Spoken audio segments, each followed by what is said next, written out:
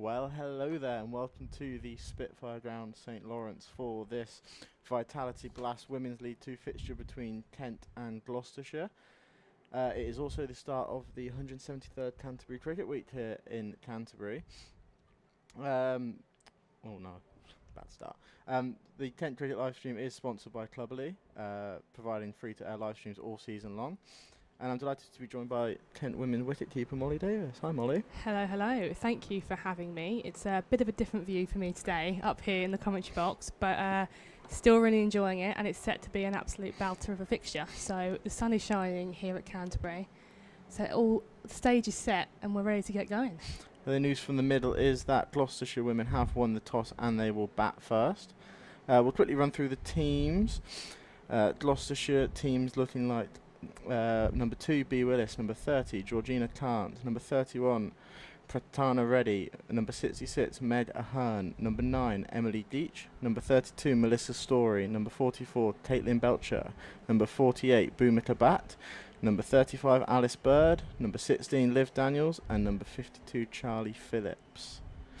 And for the home side, Kent, they will be opening with Amy Gordon and Megan Sturge.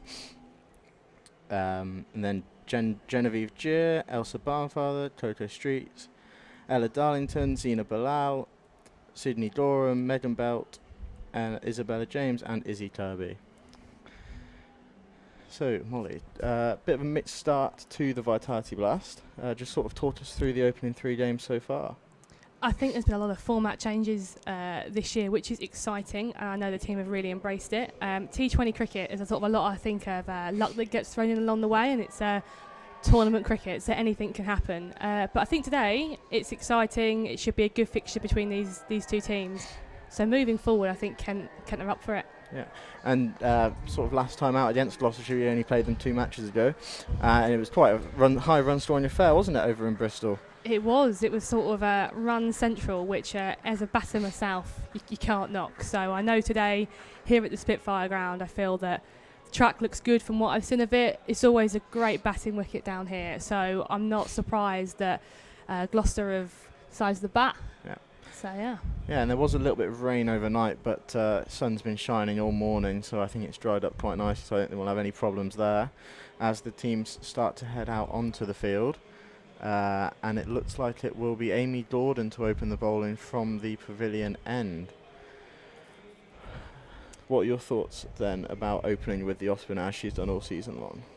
I like it.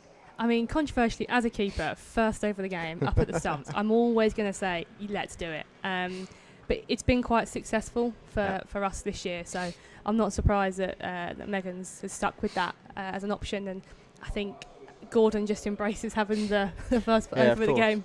And it's sort of a testament to her ability with both bat and ball as well to open, well, so far this season, open in both sort of aspects of the game, and to be so successful at both as well. Yeah, absolutely, and she whizzes through her first over usually, so I'm sure that'll be on her mind right now. So we are about to get underway here at the Spitfire Ground, St Lawrence, and to kick off the 173rd Canterbury Cricket Week in a historic game, the first for, Kent women opening the festival for the first time. Before the men host Northamptonshire in the Rotherhithe County Championship starting on Sunday, and the T20 Blast next week as Gordon's into bowl turned to the leg side by Willis.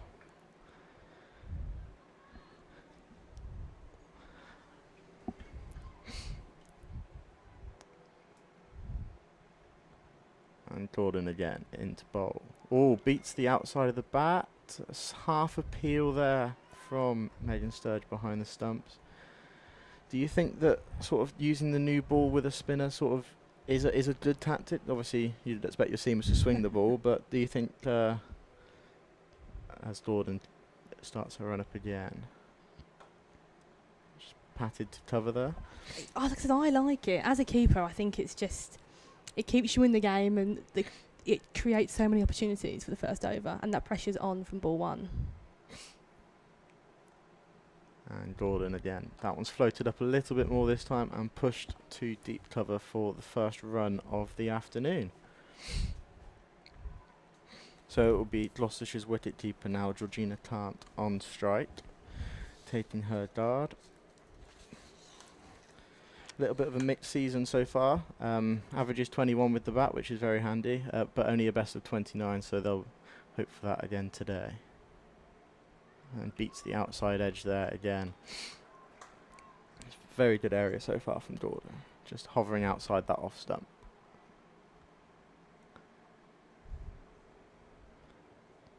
Swept straight to backward square leg, and that's the end of the first over, just the 1 run from it. That's a good first over Very from a Kent good first perspective. over. I'm not entirely sure why, but Amy Gordon ended up on the floor there. Did you see what happened? I think a throw came in. I think she was diving for it, but it hit the non-striker, I believe. Yes, very Amy-like to be on diving around on the cricket pitch. She just watched the replay. She tripped over the stumps on her way around. Also a very Amy Gordon thing to be doing. So from the Nackington Road end, it looks like it's going to be Sydney Gorham opening up from, like I said, the Nackington Road end here. Back in the squad this week, which will be exciting, and I'm sure she's raring to get going with the ball in hand. Yeah, best of figures of 4 for 11 in T20 cricket at an average of 22. That's certainly nothing to be frowned upon, is it? Starting off with first slip as well. Yes, Sydney will always have an attacking field here, so I'm sure she's hopefully going to try and find Gordon in the slips. Bit of a way swing then? A little bit.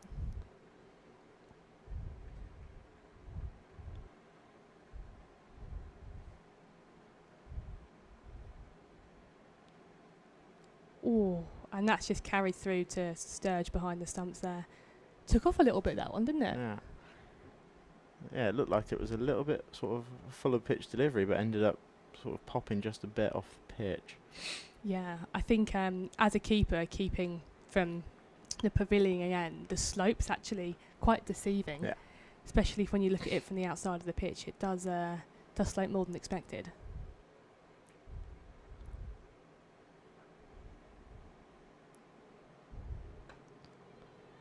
Or that one's just been played on to mid-on there. It's a good couple of balls from Sydney here. Gloucestershire looking busy though, looking to find that scoring option. Yeah, and as we mentioned, there was that little bit of a way swing on the first 2 deliveries, sort of hoping to bring that slip into play. As Sydney, your one comes back in.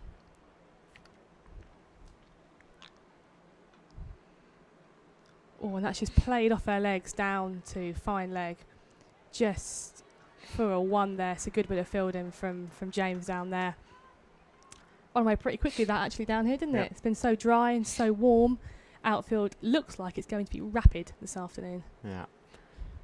And I'm sure the players will appreciate a fast outfield. Maybe not when they're fielding as such, but the batters will certainly appreciate it. Absolutely. It's the batter's dream.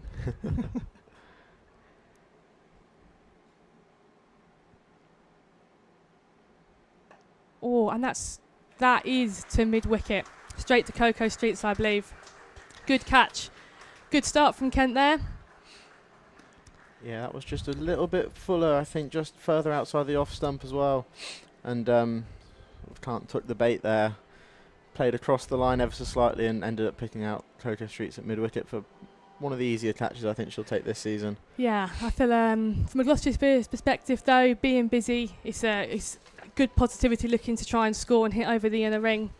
Just maybe got up on there a little bit more than she expected there to Cocoa Streets, took the catch at mid-wicket. But yes, Sydney Gorham has made the breakthrough for Kent in the second over. So in now for Gloucestershire, Melissa Story. 45 last time against Middlesex, in sort of a poor performance from the rest of the side, I think, but she'll certainly take that confidence into today. No, absolutely. I think she'll be looking to sort of take this opportunity now, coming in the second over, looking to rebuild here with her partner Willis, and hopefully looking to bat long here and put a total on for Gloucestershire. It's quite the story for Melissa Story so far. Also TMS commentator and a podcast host as well. So Indeed. She does it all. I know.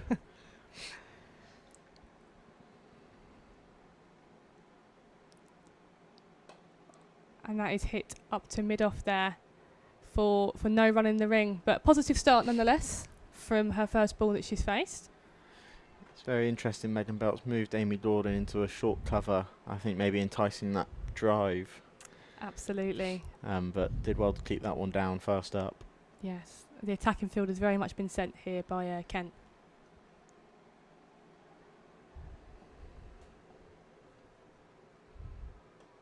Oh, and she's played that through to square leg and sneaked a single in the ring there. Off the mark. All batters like to see that. I do especially. Off the mark, nice and early. It's what you want. And that concludes Sydney Goram's over.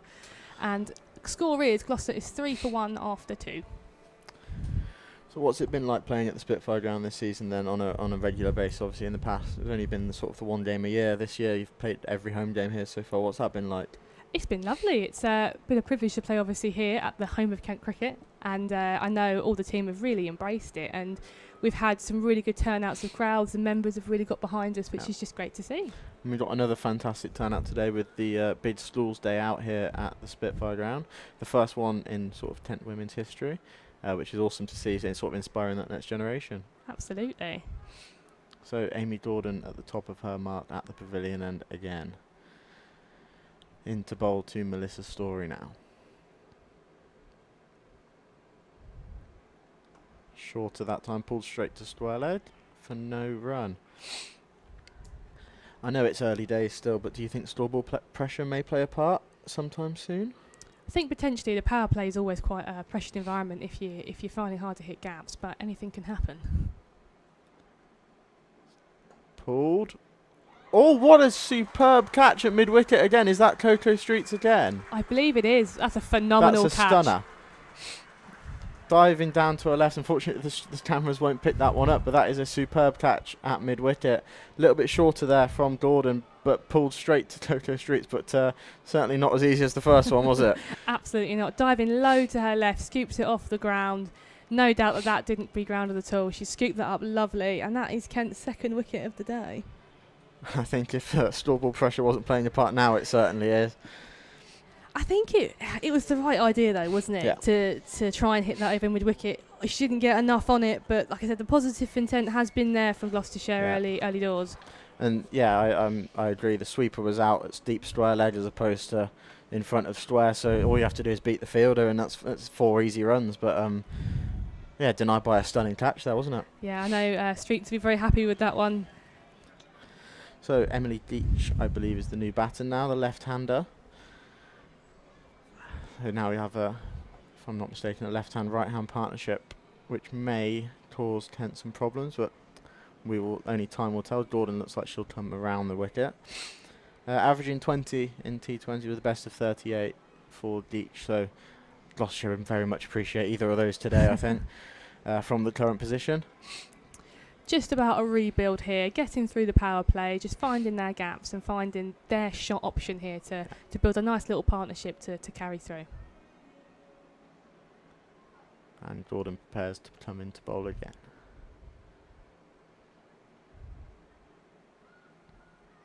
Looks like it might have clipped the pad down to fine leg, and they'll take 2 there. And given as leg byes.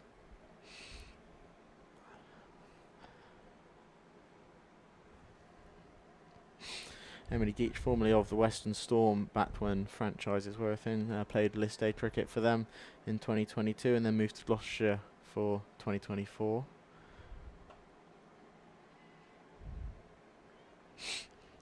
It does look like a good wicket though, from what we've seen from over here, given we're not out there playing. It does look like it's playing well. A little bit of movement in the air as well, and as Dorden comes into bowl again. On the back foot, just pushed to cover there. There's not been too much turn in the pitch so far, but I think we may see a bit if the leg spinner Isabella James comes on to bowl.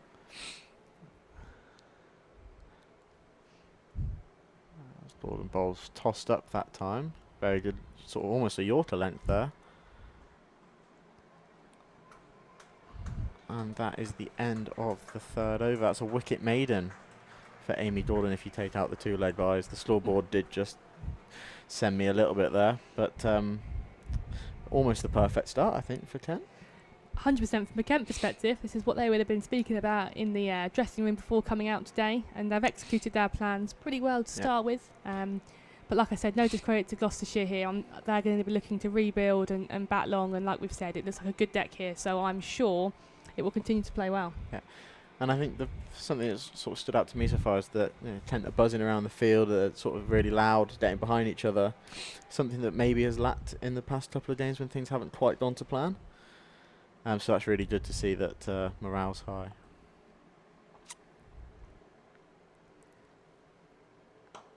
And that's hit firmly past mid-on, 4 runs.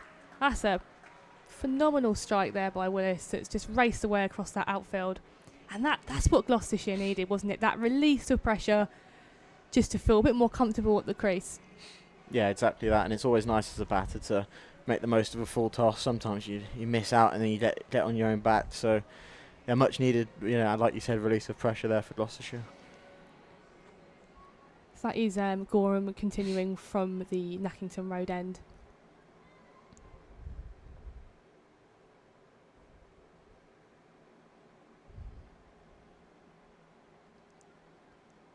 And that's been hit firmly up to mid-off for no run. Sorry, there's a fumble, but no run taken.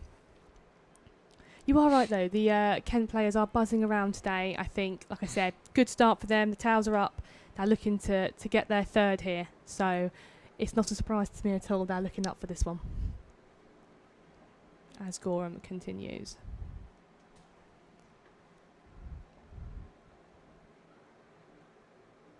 And that is flicked lovely over square leg for 4 more runs. Brilliant shot there from Willis.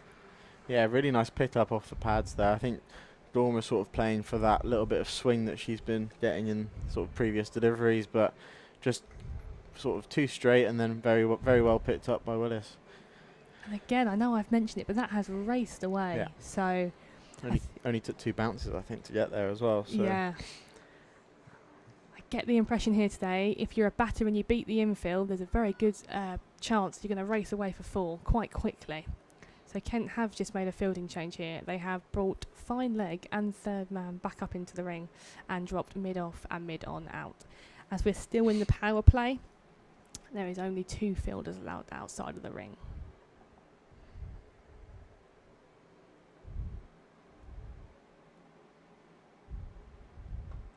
And that's just defended to a short cover there.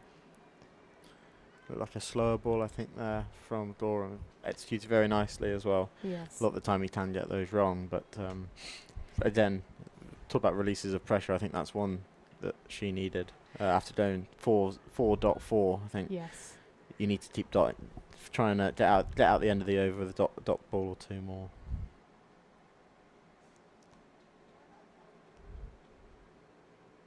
And that is just pushed to extra cover there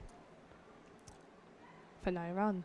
But I think you're right. I think Gorham's come back quite nicely there. Good couple of dots. That slower ball she has in her arsenal is very good as a batter when we bowl both them in the nets. I've always got to watch out for it. But this over is a good contest of bat v ball here, actually. Yeah, and got away with one there as that was well out of the wide lines on second look. So no complaints, I'm sure.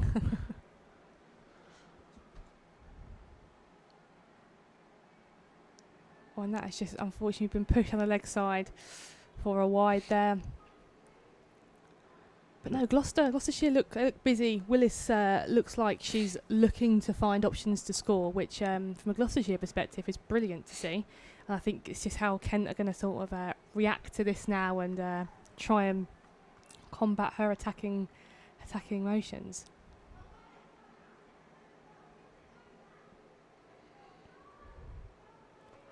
That has just been pushed to point there, picked up. A nice throw into the keeper there. It's what you like to see as a keeper. It's amazing. It's just right in front of you. And that does conclude Gorham's second over. And Gloucestershire are 14 for 2. Yes, an art that I'm unfortunately quite bad at is the throw into the wicket keeper. My club keeper has his moments with me sometimes on the half volley quite a lot. So, of course, and we're going to have a change of bowling from the pavilion end. I believe that's Jen Gier coming on to bowl. It is indeed. Genevieve Gier is coming on from the pavilion end, and I'm sure she's loving being back playing cricket. She, I think, has just finished her GCSEs, so I think that's all done now. So she's back in cricket mindset, ready to get going. So yeah. And last time out against Sussex, she took wicket or two, if I remember correctly, at the end. Yes. Unfortunately, she didn't have much to bowl at, but you'll take the wickets as a bowler, won't you? Absolutely. She's always hungry for wickets, Genevieve, and she's always up for the challenge. That's why at 16 she's here today playing for the Kent women. She's a brilliant cricketer that I'm sure will be up for today, like everybody else. A few changes to the field here Kent are making with a change of bowler. And Genevieve is about to start her first over. She into bowl at the pavilion end. Hits the ball. She's overstepped first up. So this will be the first free hit of the afternoon. And they can't change the field either because there was no change of strike. A free hit's always a dream as a batter, isn't it? And Gier into bowl. Short down the leg side, that's a wide, so the free hit will continue. Good take by Megan Sturgis on the leg side. Made very good, what's the word I'm looking for? Covered a lot of ground. Lots of ground, made it very easy there. It was brilliant. Yeah. Which again, reassuring for the bowlers knowing the keeper's got their back. Absolutely. So the free hit once again. Sort of bottom edge almost, straight into the ground, so I think Jen will take that. Yes. After the no ball and then the wide, I think you'll take a dot. Yes, I'm sure Gia will be very happy with that. She's bowled that into the pitch quite nicely, actually, and a deep square was out, so I think she was, as always, bowled into her field very nicely.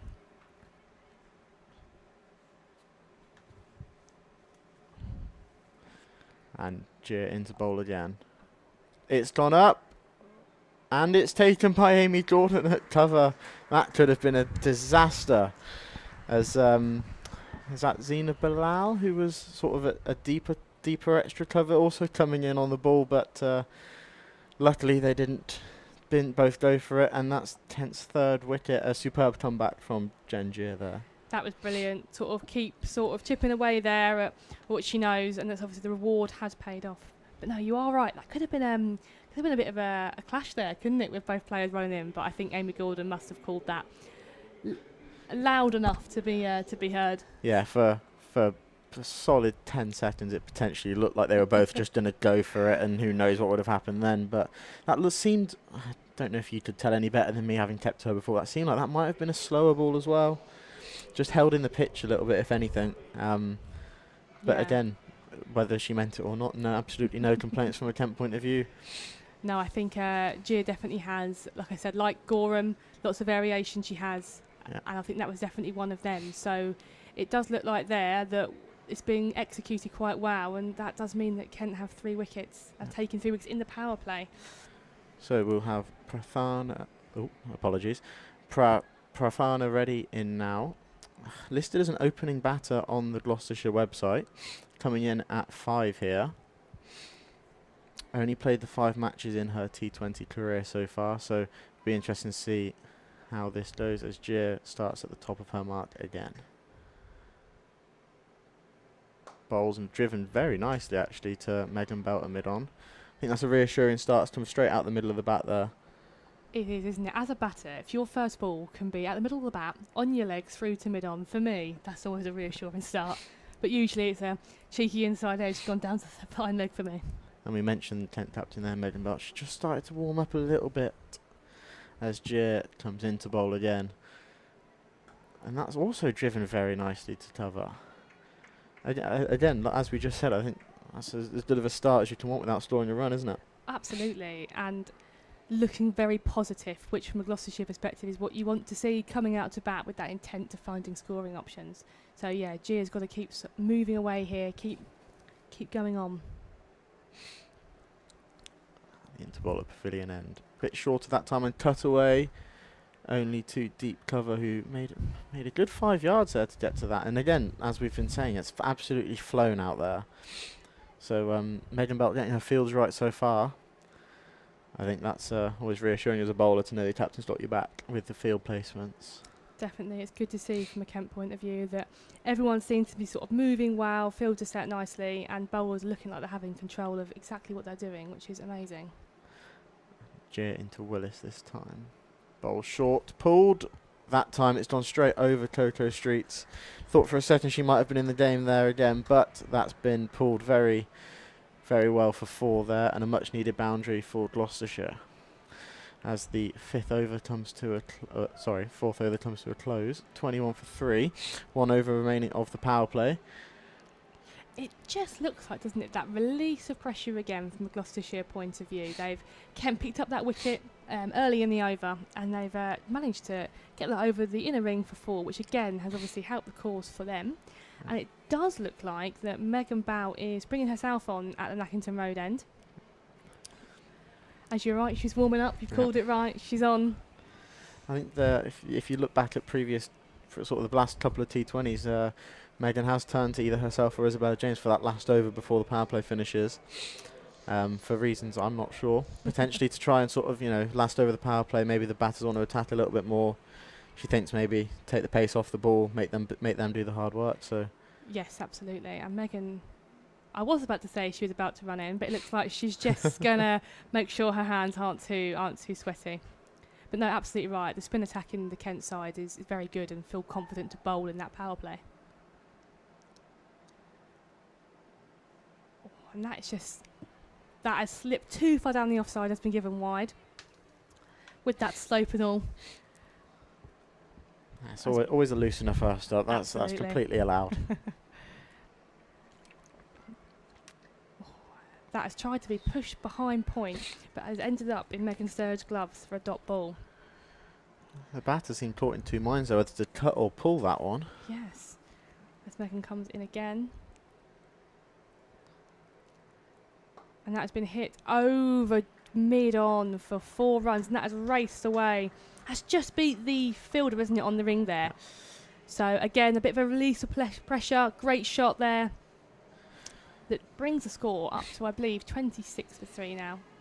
Yeah, it was a lovely shot. Made the most of slightly over-pitched there from the Kent captain. And just simply play through the line of the ball. And I think if you do that on a pitch in an outfield like this, if you beat the fielder either over the top or pass them to either side, then you're going to be rewarded for it. So I think that's a really good option there from Reddy. Good positive option as Bout comes back in.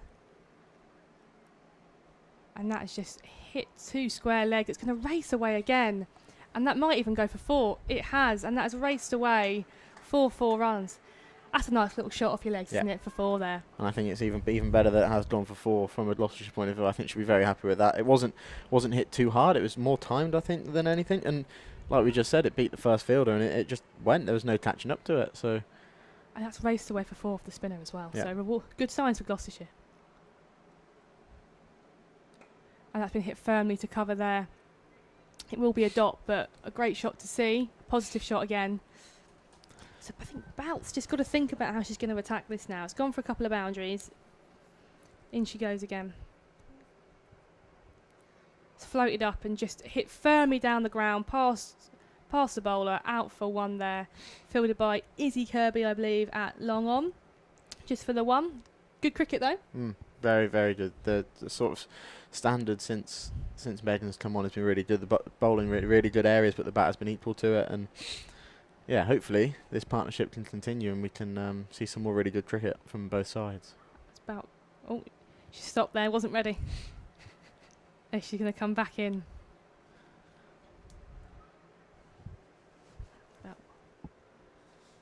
He's floated up and just gone past the outside edge. Good take again by Sturge, and that brings the end of the over and the end of the power play here. Gloucester end the power play 31 for 3. I think a bit of a mix in that, to be honest. I think from a Kent perspective, 3 wickets, I think that's a sort of a big win for them. But I think from a Gloucestershire perspective, that last over they just had there, that's a big positive, isn't it? Moving on. Yeah, and I'd argue the last 2 overs as well. They were 16 for 3 at one stage. From 4.2 overs rather, so in an over and 4 balls. I think they've sort of doubled their total, so I think they'll be really happy with the way these two are settling. And obviously, Willis bid scorer last time against Kent. She batted really nicely for, I think it was 56 not out, if I remember correctly, off similar balls. So I think she must love batting against Kent, I think. Absolutely. So it looks like it's going in the way of a good match here today, and I'm sure, like I said, good signs from Gloucestershire, but let's just see how Kent can bounce back now coming out of the power play. And it looks like Gengia will continue. Slightly confusing field, as they've not put all of their fielders out as Gia's into bowl, and that's driven very, very well, far enough away from the deep, sort of almost cover point, I think. Elsa Barnfather out there, but that's a superb shot for 4. That was a great shot. That's timing. Everything about that shot is what you want to see as a batter. So, yeah, if I can count right, Kent have only got 3 fielders outside the ring. I think you're right. I mean, I'm sure there's a plan in action there from Megan Bout and Genevieve Gia as well. So let's see how this over progresses. But like I said, Gloucestershire seem to be bouncing back here, which is good. Yeah.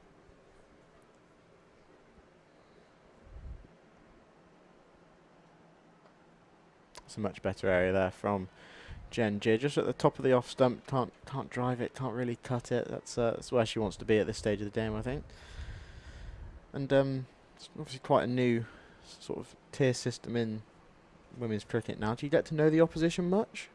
I think so. I think we play so much cricket these days. You tend to know everyone quite well by the end of the year. As Gia's into bowl again. Short cut. Oh, that was a chance, I think. It just went straight. Oh, wow.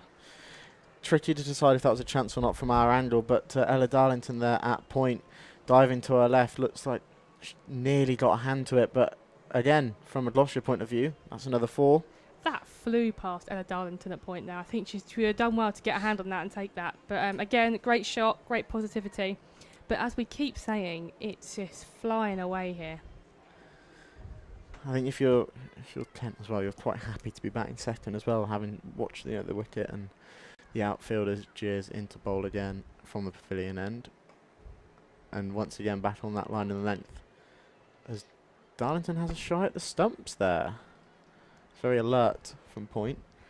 Absolutely, Ella Darlington, very good fielder and quick across the ground, and just always being positive and proactive. First game of the season for Ella Darlington as well. Is it nice to have her back sort of in and around the playing squad? Absolutely. I think she's been away doing A-levels as well. So I said everyone's studying somewhat at the moment. As Gia into her action again.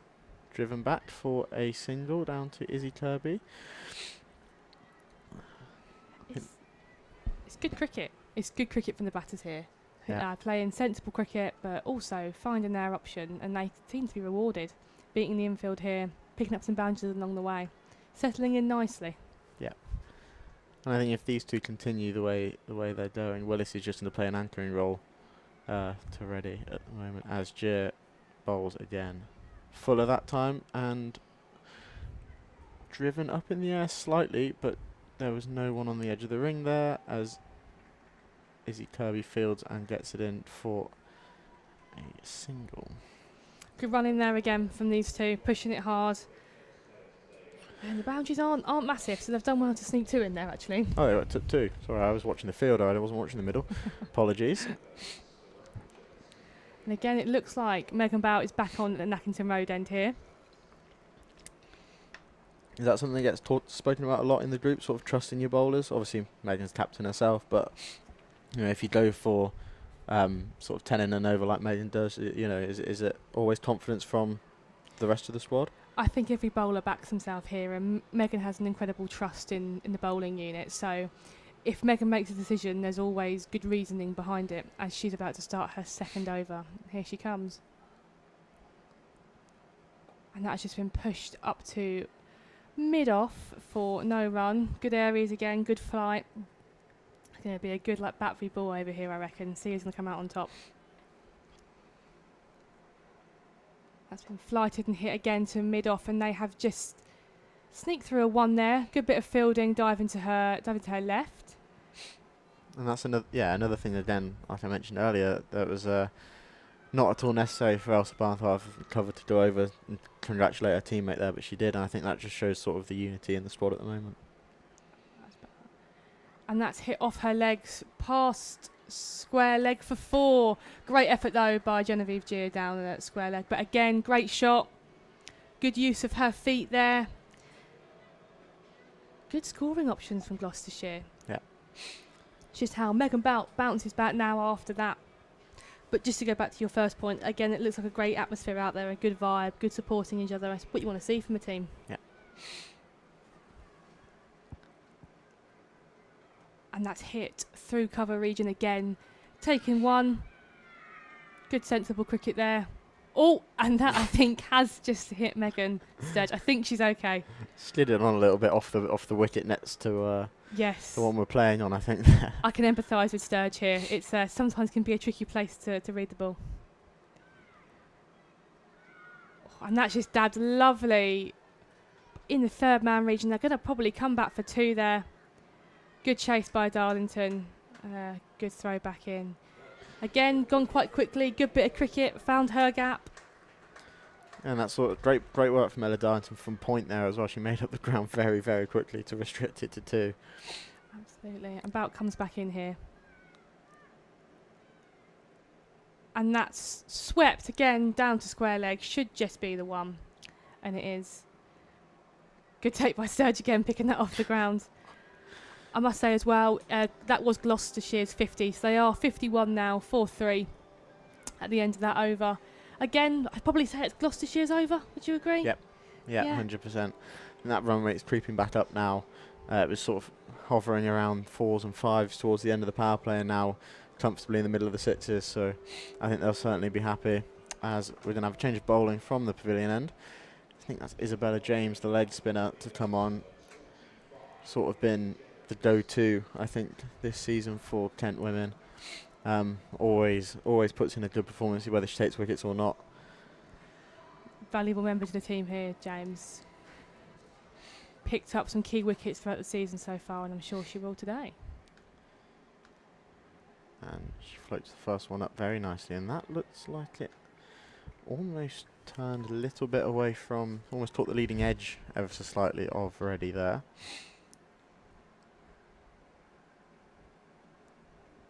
And James in again. Down the leg side, and that swept very well between backward square leg and short fine leg for 4. It's just a little bit thrown down the leg side there. I don't know if she's bowling for the spin or not, but just too full as well, because made light work of that sweep. It's a good pick up from the batter. Again, just beating the inner ring there, and it's flown away. But yeah, I think James goes for the flight, usually gets a lot of turns, so I'm sure she's trying to land it in that area that she knows best, at her area.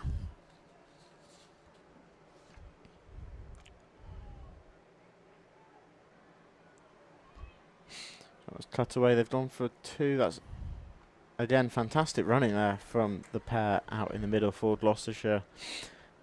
I think I just popped over Ella Darlington there as she dove down to stop it. So again, I think good standards all around so far in this game, as James comes in to bowl again. Much better area there. I think that was fizzed in a little bit quicker than the previous deliveries. No, it has been good cricket. It's been a good display this afternoon. We're not in this morning. We're very much in the afternoon.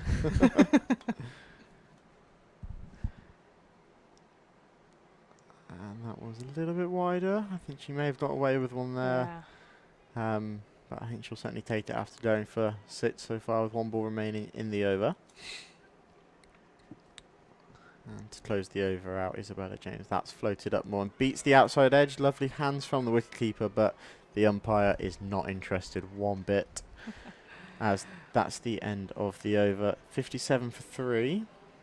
See, everything's out in a keeper's head. Yeah. As I can speak from experience, everything's out. If you don't ask, you don't dare. Exactly.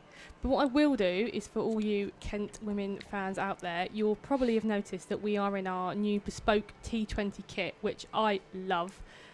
Just great colours, love the sleeves. I could talk about the kit all day. It's brilliant. And I think I've been informed that it's now in the club shop here to buy, and I've already seen some people today walking around with a shirt on. So get into the shop and get them before they all sell out, because That's they are amazing. really nice. Yeah, I remember when we announced it, people asked, when can we buy them, when can we buy them? So it's amazing that we've got the offer here. And that is hit down to mid-on just for the one, and that is Megan Bout continuing from the Nackington Road end there. Do you think she'll just bowl out now?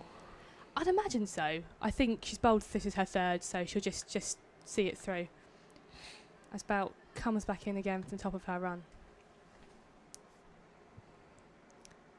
And I sort of push back to her, respecting the good balls there. Bowlers love that. Yeah. Oh, yeah. I think the whole team would love that at this point, you know, middle of the overs and seeing a batsman blocked. Sorry, a batter blocked. I think that's a... And that is hit down past backward point there, as they're going to come back for a couple. Again, good bit of fielding. On the half volley, the throw in again. That's 3 times now. Now he's swinging about there, and it's taken like an outside edge that's run away. But again, that made it 3/4 of the way to the rope. Yeah. So As Bout comes back in. And that is hit firmly down the ground. One bounce, great pick up there by Easy Kirby with the one hand, and they've run back for 2 there. Good bit of fielding down there. yeah, grab. made up loads of ground as well to get there as well. Yes. I'm not sure it was hit as cleanly as the batter would have liked, but I'll take the 2, I think. Indeed. Bout comes back in again. Again, just play back. Sensible cricket here, actually. Really short. They're respecting the good balls. What you're told to do, isn't it, from day one? Pretty much.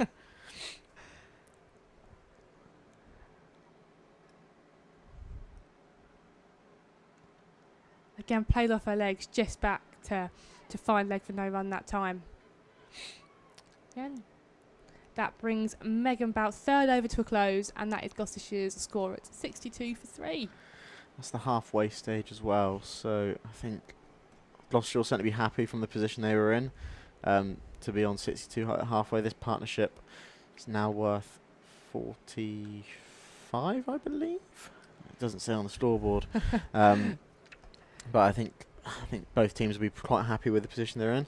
Annoyingly, we don't really know a par score for T20 series. This is the first one in the Women's Vitality Blast League 2. But I think both teams will be fairly happy with this position. I think Tent will be eyeing up 1 or 2 more quick wickets, just try and break this partnership and just slow Gloucestershire down a bit. And obviously for Gloucestershire, I think it'll just be how long can these 2 bat. Mm-hmm. Game set up quite nicely here. Willis and Reddy have done very well to rebuild. As James floats that one in, swept past the fielder at short fine leg, but the fielder catches up with the ball just before the boundary, and they'll take 2. I think that was Sydney Gorham down there at short fine leg. I can't quite tell. It's the far side of the ground from where we are. Good use of the sweep again, though. It's been successful. Yeah. And I think that as Isabella James comes into bowl again. Much straighter appeal for LBW. Not given. That looked quite good from where we were. But they'll take the lead by. Yeah, I don't know if you can tell, but whoever is at short fine leg has just moved further round to close that gap between fine leg and square leg. As James bowls again. Dragged down ever so slightly, but that's cut out to the fielder at deep cover for the single there. I can see now Kent have maximised their fielders outside of the ring now. I think we've got 4 out. If my counting serves me correctly, it's 4 out. Yeah. James bowls, tossed up, swept. Sort of plugged ever so slightly, but still plenty on it to reach the boundary. A much welcome boundary there, sort of a bit of a freebie from Isabella James. I think she'll be a bit frustrated with herself for that one. But that also takes the partnership past 50 now. So I think if you're Kent, you do desperately need a wicket now, don't you? I think 100% they're going to be looking for their 4th here, and hopefully James can produce something. She bowls again. Swept. That's the even better sweep. That might be the best one so far. If you're Megan Belt now, do you think of dropping a sweeper down there? Yeah, I think looking at the position of the game now, I think with James coming in, bowling her leg spin, I would say Willis has definitely favoured the sweep shot rather than straight down the ground. So I think there'll probably be a change to the field now, or if not very soon. And it looks like Megan can hear me. I know. I think there might be a change to the field, which is good to see. I think Kent are going to want to try and keep this pressure on as long as they can. They built some brilliant pressure in the power play here, and Gloucestershire have just probably got away from them a little bit. So now we've got a very, very leg side field, so you'd expect this one to stay on the pads again as James bowls. And swept, very controlled that time, got over the ball very nicely, just out to the sweeper for 1. Oh, straight through the wicketkeeper there. And that's the end of the over. A much welcomed over for Gloucestershire there. That was the 2, 4, 13 from that over.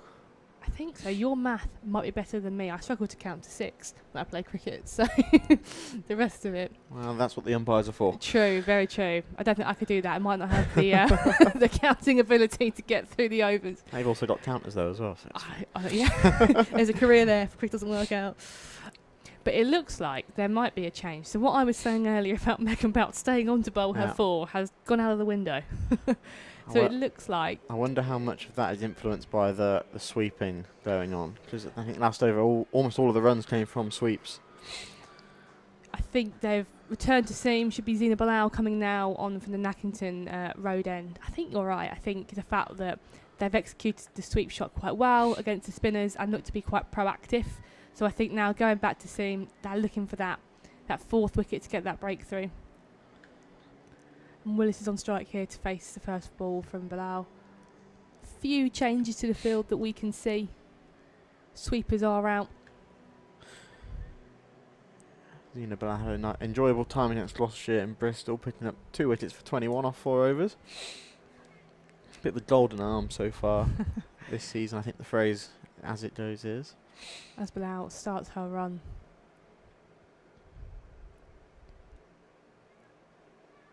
And that's played just a mid-wicket for no run off the pads there. Good start there. Good start from Kent. I think you're right. Zina always welcomes an opportunity when it's sort of the game could go both ways, or Kent needs something. She'll always be the person to say, I want the opportunity, which is lovely, especially having a teammate. As she comes in from the start of her run. Oh, and that's pulled away. Back out to deep mid wicket now. And it should be just the 1 there. Good bit of fielding out there by Amy Gordon. Yeah, and like we were saying earlier, I think Willis there after playing the shot, she turned and almost took off for a second one. I think their run in between the wickets has been superb, and they really have turned 1s into 2s. Yes, great intent there from the batters. Bilal comes back in. And that's just hit back to her there. Ooh. Oh, that's what you want from a quick bowler, isn't it? That little bit of intent. Zina definitely has that. Good bit of cricket again. I don't want to speak too soon, but this is turning into the over that Kent need at this stage, especially after such an expensive 2 or 3 before this. As she comes back in as well. It's a bit shorter. That's hit over mid-wicket. Back down to Amy Gordon there, who collects that cleanly. Just the 1 there for the batters. Good throw back in. Good cricket. That's what you want, isn't it? 100%. You are right there. This looks like the over that Kent desperately did need. So hopefully, from a Kent's perspective, Bilal can close this over out quite nicely as she starts her run. Oh, that looked like just missed the batter there. Take on through to the keeper. That's a very good take, I think, from it. You'll know better than me, obviously, but when a batter swung like that, yeah, you sort of take your eye off the ball a little bit, to distract you. A lot of going on in front of you there. So yeah, you've got to definitely concentrate on the ball that's coming towards you. But again, dot ball nonetheless, as Bilal again starts her run. The last ball of the over, I believe. And that's hit to mid-on. That was the wicket that Kent desperately needed. Good catch there by, I believe, Isabel James. You're right. Commentator's curse, they may say there, Nick. No, there was that much needed over we mentioned, wasn't it? Only 2 runs from it and a wicket broke the partnership. That's exactly what Megan Belt would have hoped for when she handed Zina Bilal the ball. Willis departs for a very, very good 34 there. I think from the situation they were in, she was doing it. I think she was on about 7 off 15, so really accelerated in the second part of the innings and put Gloucestershire in a very good position in this game. Yeah, take nothing away there from Willis. That was a great innings at the top there, a massive contribution, and as Nick just said there, the partnership, which was a main contribution towards the 77 they have now. So from a perspective for Kent, they're going to be pretty happy now getting that 1 wicket they needed, but Reddy is still at the crease and looking in good form at the moment, so I'm sure she'll be looking to push on and hopefully anchor continues to the end. So it's going to be Meg Ahern, the new batter for Gloucestershire here. She's played at Gloucestershire her whole career.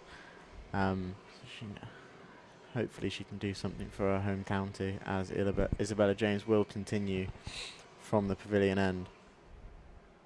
And just found the outside edge there. I think that was the first one that's really turned. But that's very promising for Isabella James. I think she'll take confidence from that ball despite the run. Yeah, that did seem like it turned away quite a lot, actually. That's usually how I get off the mark.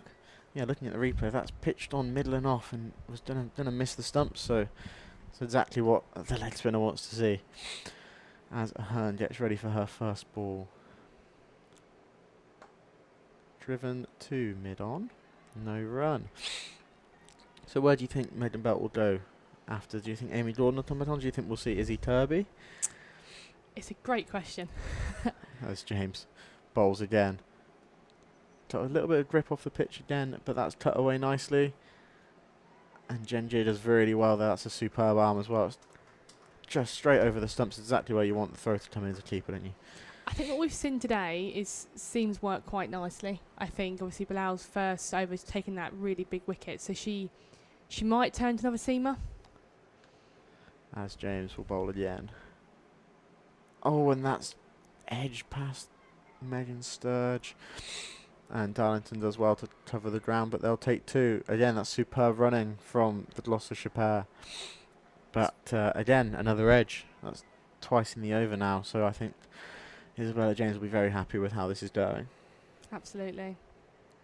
Chances are being created, but that is 2 more runs to Gloucestershire's total. As James bowls again.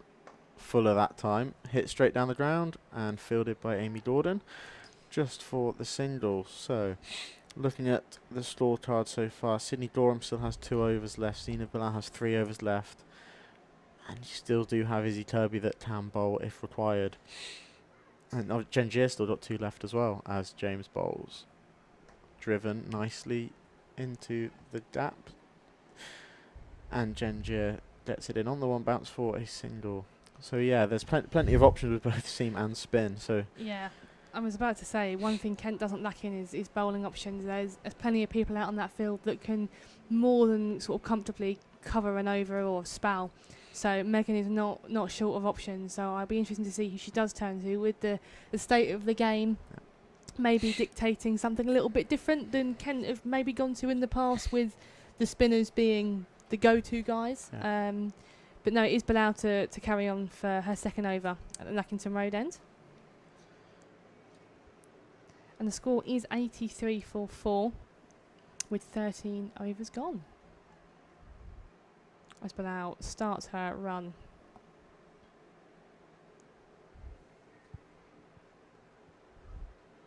And that is hit up just to cover.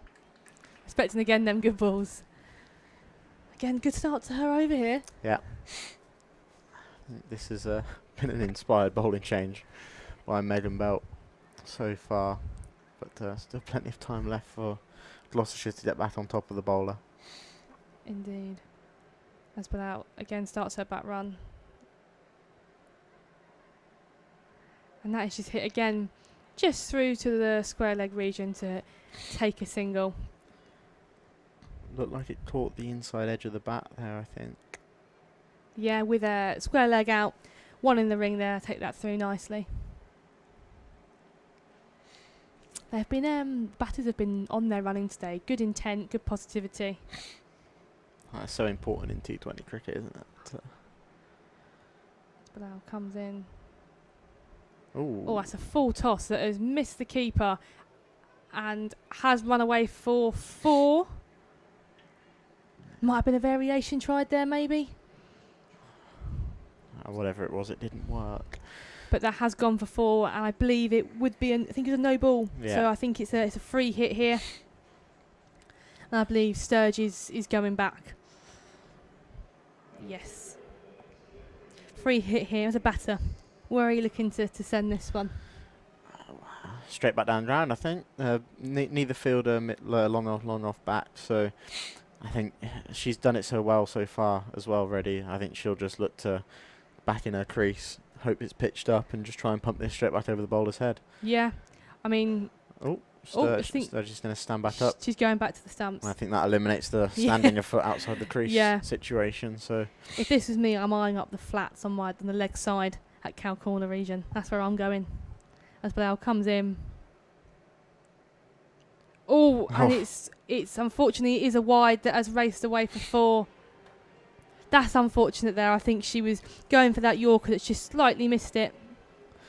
Yeah, and I think it helped as well. Reddy did move over a step, but obviously it's not enough to change the wide, but going for the ramp, she's positioned herself, and it might have caught the pad if she stayed still, but absolutely no complaints from a Gloucestershire point of view. They'll take the free, what was that, 5 runs off that and one? it is still a free hit, a free hit, yeah.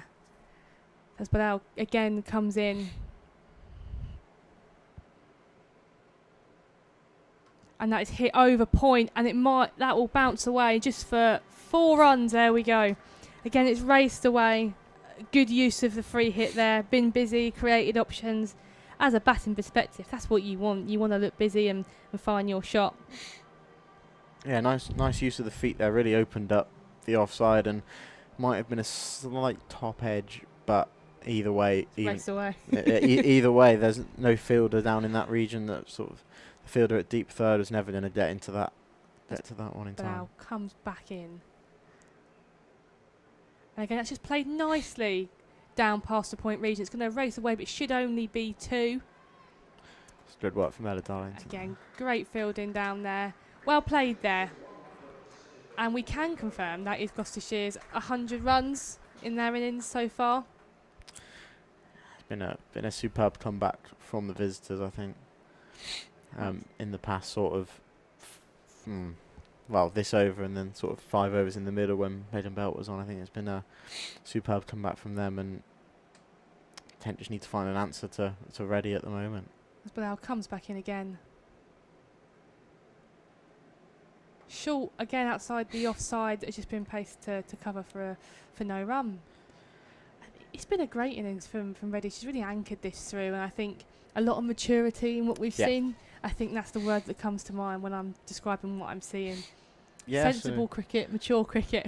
A new T20 best as well so far, so I'm sure she'll be eyeing up that half century. Again, short on the offside, just to a point. Great fielding by Ella Darlington for no run. I bet Izzy Toby was quite glad that didn't go through, because she had to field with at least 4 balls in that over from either behind the keeper or at third. Yes, she'd have been running. Sort of backward point area. So as we have mentioned, Gloucestershire are 100 for 4 off of 14 overs, and it looks like it's going to be Isabella James to continue at the pavilion end here. You can see a few conversations happening between captain and vice captain here, just working out how they're going to play out the last 6 overs of the game. Yeah, so they're gonna have deep square leg, cow corner, long off, and deep cover for the leg spinner James as she bowls. And that's, if that was picked up cleanly, that could have been a chance. But again, that running between the wickets from Gloucestershire, that's been superb. Sort of taking a single there when there really wasn't. Only got 2 wickets across on the ground. Indeed. As James will bowl to Reddy. And she will go down the ground. And it's caught by Amy Dorden. That's a superb catch. She made a lot of ground to get there. And that's a massive, massive wicket for Kent. Yeah, that is exactly what Kent wanted there. They needed to get Reddy out as she was anchoring that innings all the way through. And James and Gordon have created that breakthrough. But like I said before, take nothing away from Reddy there. It's a brilliant innings, lovely to watch. Yeah. And I'm sure she's put her team in a good position here. That was a really nice mix from Reddy there of attacking cricket, but then also just good cricket shots, using the pace off the pitch and the pace of the outfield, and simply just timing the ball really nicely. And that's superb 45 there from Reddy. That's very, very, very good cricket, I think. I think now the interesting question is where Bout goes now, in the sense of, I think this is James's last over, and then she'll be bowled out. And it's, do we stick with the seamers or do we go back to spin? Obviously, we've mentioned that Megan has one more herself. Yeah. And obviously you have Gordon who has overs left. So the interesting thing, or do we go back to Gorham? Yeah, I wouldn't be surprised if we stick with this spinner at one end, seamer at the other, just to keep it fresh. I think putting pressure on the batters with the spinners is what you need, as James is ready to bowl to Liv Daniels, the new batter. There just seems to be a bit of purchase down the slope for the lead spinner here. But has it all come too late with only 3 balls left in her spell, as James bowls again? And that's driven nicely. Will it beat the fielder? No. Well done by Megan Bout there at mid-on. So it's Liv Daniels, the Kent captain, the Gloucestershire captain, at the crease now. As James is into bowl. And that's also driven down the ground. Oh, that looked quite close. Deflected onto the stumps by the bowler. Might be worth another look. Obviously, we don't have any reviews, but that looked closer to me than the umpire made it seem. Indeed. I mean, as a batter, it's probably one of the most unluckiest ways to get out. And that is cut away for a single out through cover there. Good bit of fielding by Genevieve G, I believe, out there. Yeah, she's been everywhere on that sort of boundary over by the flats here at the Spitfire Ground. And that is the end of the over. 103 for 5 with 5 overs remaining. I think this is set to be a superb start to Canterbury Cricket Week. It is. Oh, and I was right. It looks like Bout's bringing herself back on to finish up her overs for today from the Nackington Road end. Again, Gloucestershire 103 for 5 with 5 overs left. Yeah, I think that sort of turning to your seamer to break the partnership is what the aim must have been. And I think with a bowler as good as Megan Bout, she'll have to bring herself back on at some point. As that is hit through the covers for 1. That's good fielding up there by Bilal, restricting that. I think if you're a Gloucestershire fan, you're thinking, right, big push here for the last 5 overs. I think you're a Kent fan, you're thinking, couple more wickets. As Bout comes back in. That's just played nicely back to her there for no run. Jogging back to her mark as well. I think I she know. wants to get through this one quite quickly. As Bout again comes back in. And that is hit hard down to mid-on. 1 bounce. Great fielding there. One-handed grab, I think, by Streets to keep that ball within play and restricts them to 1. Nearly bounced straight over her head. It's very, very well done on the boundary there. It's really popped up off the, I think it's a dry patch in the outfield out there, but comes back in. And that is hit again firmly just through the covers. And they've stolen the 1 in the ring there again. Good effort by Barnfather Darwin diving to her right. I think she got a hand on that, which probably definitely stopped that boundary. Again, she's flying through the over. Again, just hit past point there. Should be a couple, I think they'll take. Yeah, pick up 2 there. Good running again from Gloucestershire. We've said it all throughout their innings. They've run really well between the wickets and really sort of pushed that Kent's sort of boundary fielders today, actually.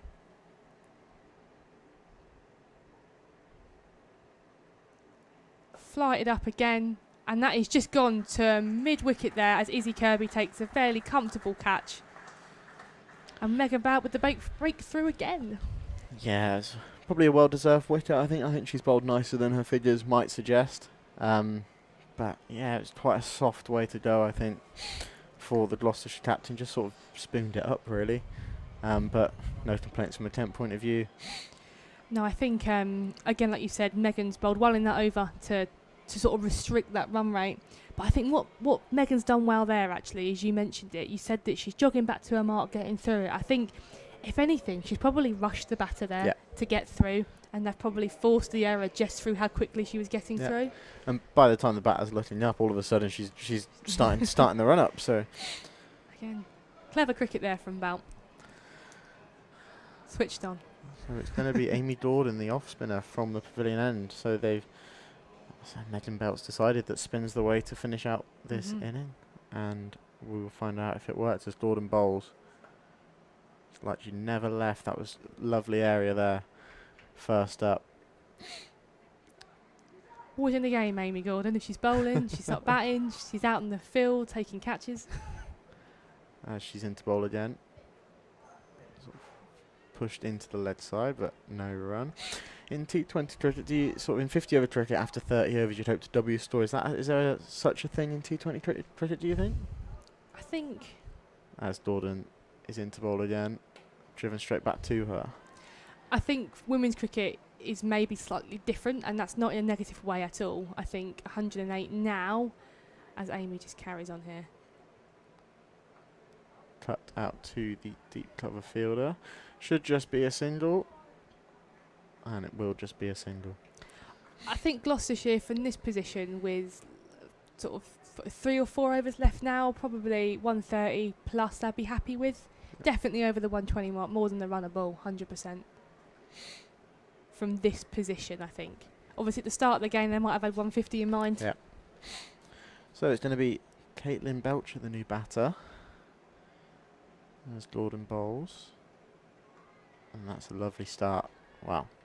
It's not a lovely start for the batter, but for Dorden, I think she'll take confidence out of that one. First ball to the fresh batter there. Now she's in again. And that's just pushed along on for a single.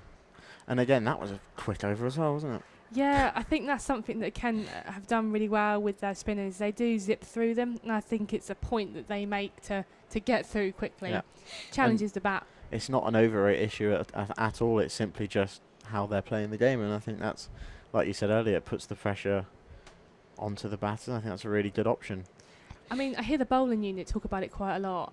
Get in and get out of your over. Yeah. So if you can get in and out pretty quick, you've done a good job as a bowler. But like we said, as Bout has finished her spell, it does mean that Zina Bilal is coming back for her 3rd over at the Nackington Road end, with 3 overs left of the game, and Gloucestershire are 110 for 6. So Megan's just getting her field right, making some changes. 4 out, sweepers are out, as Bilal looks to start her run.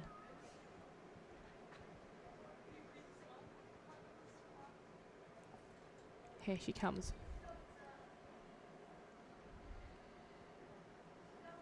And that is hit firmly up to mid-off again. Good strike. No run there to Megan Bout. Again, good start from Bilal. If it wasn't for that second over with the wides and the no balls, her figures would be absolutely superb. It's definitely bowled better than it suggests. And she's about to come in to start her 2nd ball of the over.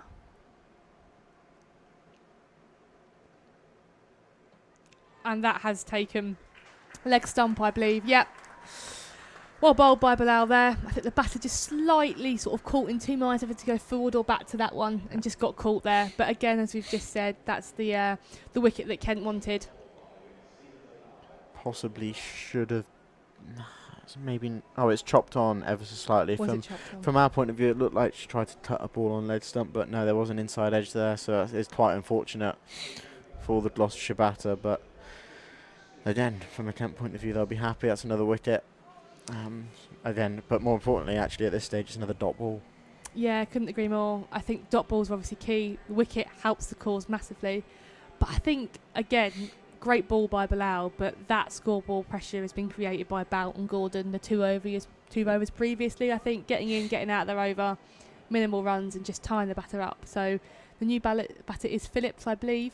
Yeah, Charlie Phillips, bit of a Gloucestershire women's cricket legend. She's been there since 2014. Oh. So she'll be hoping to see her team to a competitive total here. Oh, and that has beaten the outside edge there. Good take by Sturge, standing up to the stumps. And again, as you've mentioned, a valuable dot ball. Making Sturge caught in two minds about to stand up or stand back to Bilal, but she's done very well so far standing up. No, she's hit her lines quite well, which obviously as a keeper definitely helps your job as she starts her run again. And that is hit to point there. Good pick up by Darlington. Oh, good throw in the end. Well cleared up by Sturge. Had to get some serious yards off the ground for that one. Absolutely. Because that's at least a single if it goes over her head, so she's done very well there. That took off there a little bit, didn't it? As Bilal comes back in to bowl to Phillips.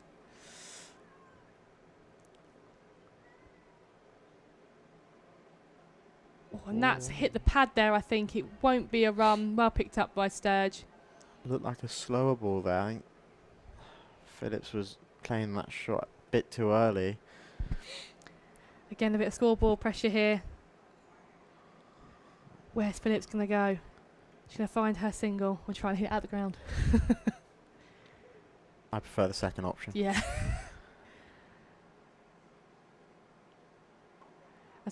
As that's hit through the covers there for a single out to Barnfather, who collects nicely. A nice throw back into Sturge there. She chose the sensible one option. I would have definitely tried to hit that into flats. I think I would have as well. I tried so hard not to mention she was only a ball away from a wicket maiden as well. Oh, was she? That would have been superb at this time of the game. Exactly, especially this far into the innings. So that is Gloucestershire's 111 for 7 off of 18 overs with 2 overs left, and it looks like it is Gordon to continue at the pavilion end here. Yeah. And then you'll assume, I've actually only just noticed Amy Gordon's figures. 3 overs, 1 wicket for 3 runs. I mean, I'd take that. That's gone under the radar a bit, I think. But here she is from the pavilion end. Ooh. Was that? We will soon see. Is it a leg by? Yes, a leg by. Mm-hmm. Yeah, I think in the grand scheme of things, Amy Gordon's figures have gone quite under the radar. It has. She's bowled very well today. As she's in again, the off spinner floated that one up. Is that pad again, or is that off the bat? I can't quite tell. It looks like it might be bat. I think that could be bat as well. Yeah. Yep, there we go, off the bat that time. Very, very much needed 2 there for Gloucestershire. I think if they can try and get 125, 130 from this position, they'll be in a very good place, as that's punched down the ground for a single. Now Gordon's bowled well, like you said, it has gone under the radar, not through anything else apart from there's been lots going on. Yeah, there has been a lot going on.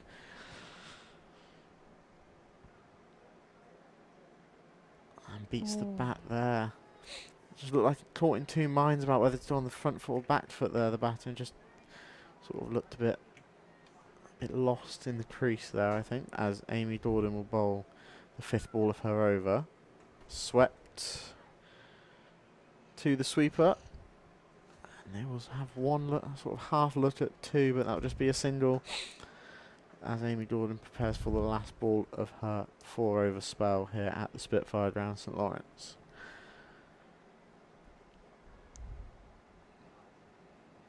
Bowls, and it's up in the air, and it lands safe. It's nearly Coco Streets again for the 3rd time in the game. She was maybe 2 yards away in the end. Indeed. But Amy Gordon, her spell comes to an end. 4 overs, 1 wicket, and only conceded 8 runs. That's as good as it gets, I think. That's got to be a career best, isn't it, in T20, in a Kent shirt? I will be able to tell you in one moment. I think in terms of runs conceded, it certainly will be. Yeah. But I think you probably assume she's taking a few more wickets. Yeah. She's bowled very well. Again, I feel that Kent have just used her well in the whole T20 competition, to be honest with you, and used their spin as well. And it looks like to close things out for Kent's fielding innings, it looks like it's going to be Gorham bowling from Nackington Road End. It is indeed. Best figures for Amy Gordon, 3 for 8. Nice. And that is played down the ground to mid-on. They're pushing. They're coming back for 2. Should be out. Oh, slight wide of a throw. It's let Gloucestershire get 2 there. But again, good running by Gloucestershire.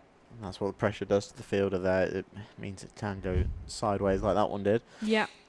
And I think that's what they've just popped into the middle there, the batter. I think they've just said let's just push every single ball. They do still have sort of 3 wickets behind them as well, so I think you're right. They've mentioned hopefully about 125 plus they're looking at, so going hard in this last over as Gorham continues. And that's hit up to mid-off, but they are pushing through for the single. A lovely direct hit there from Bout, but the batter did make their ground.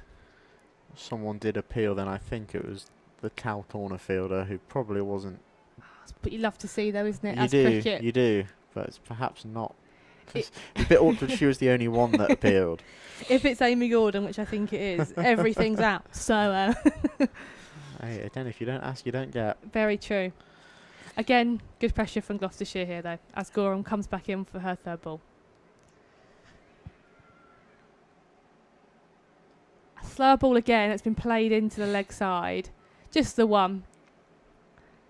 Collected by Easy Kirby there. Yeah, I think they're going to run every single ball no matter what here.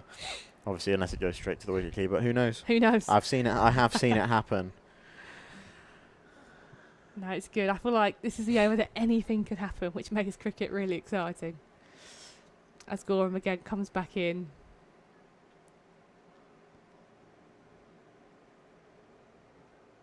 Slower ball again, just pushed back down the ground. Just gone past the bowler as Bout gives chase. Again, another one for Gloucestershire here. The non-striker Phillips there, she set off before the ball even beat the bowler. So, yeah, I think the last two deliveries now will either be guaranteed singles, and if not two. It is the conscious decision to go, we're running no matter what. And when that's in your mind, you just got to set off. Just go. The last two balls here of Kent's bowling innings.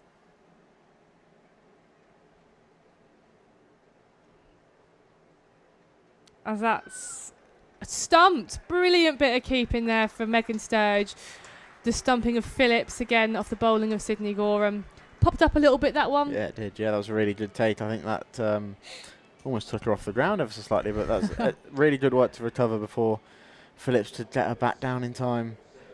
But yeah, that's good cricket all round, I think, from the Kent point of view. Good area from the bowler. Great work from the wicketkeeper. Yeah, absolutely. I think Sydney Gorham bowled a couple of slower balls, and that one that got the wicket, I think, was just a quicker one that zips through. Yeah. But this does bring the new batter in, doesn't it? It does, and it will be Alice Bird. How do you feel about coming in facing the last ball of the innings when setting the score? What would you do? It's different in a T20, but if this was 50 overs, I'd be on the side with half my pads off, not wanting to go and face this last ball.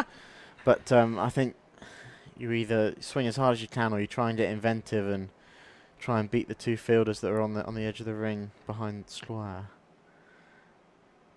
This is slapped through to mid-on, and they're turning quick. They are going to come back for two. Mix-up, and that is a run-out in the end there. I think thrown by Coco Streets. The fielder of the day, probably. Everything's found her. She's had a superb day in the field. Absolutely. And then that does bring Gloucestershire's innings to a close. 122 for 8 they finished on, meaning Kent will need 123 to win when we resume for the chase.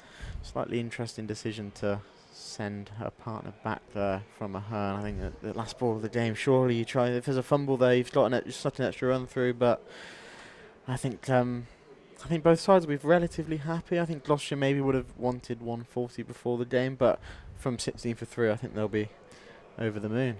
Yes, absolutely. I think the game set up now is can Kent chase that down, or are Gloucester going to field well and bowl well to restrict Kent? It'll be interesting. Should be a good chase. It will, and we'll have a short break, and we'll be back for that chase very soon.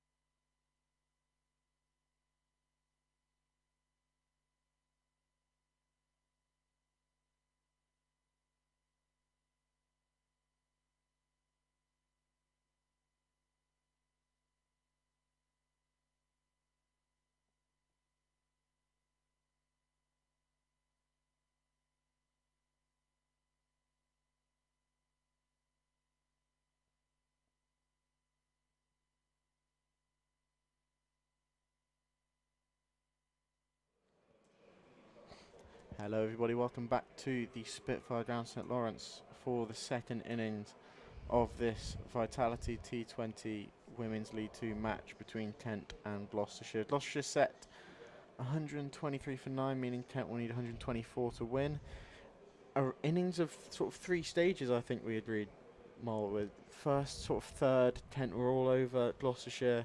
Middle third, the Gloucestershire pair really batted well and got them back into the game. And then the final third, Kent took a few wickets very quickly and turned the game on its head, really. Yeah, the game definitely shifted throughout them 20 overs.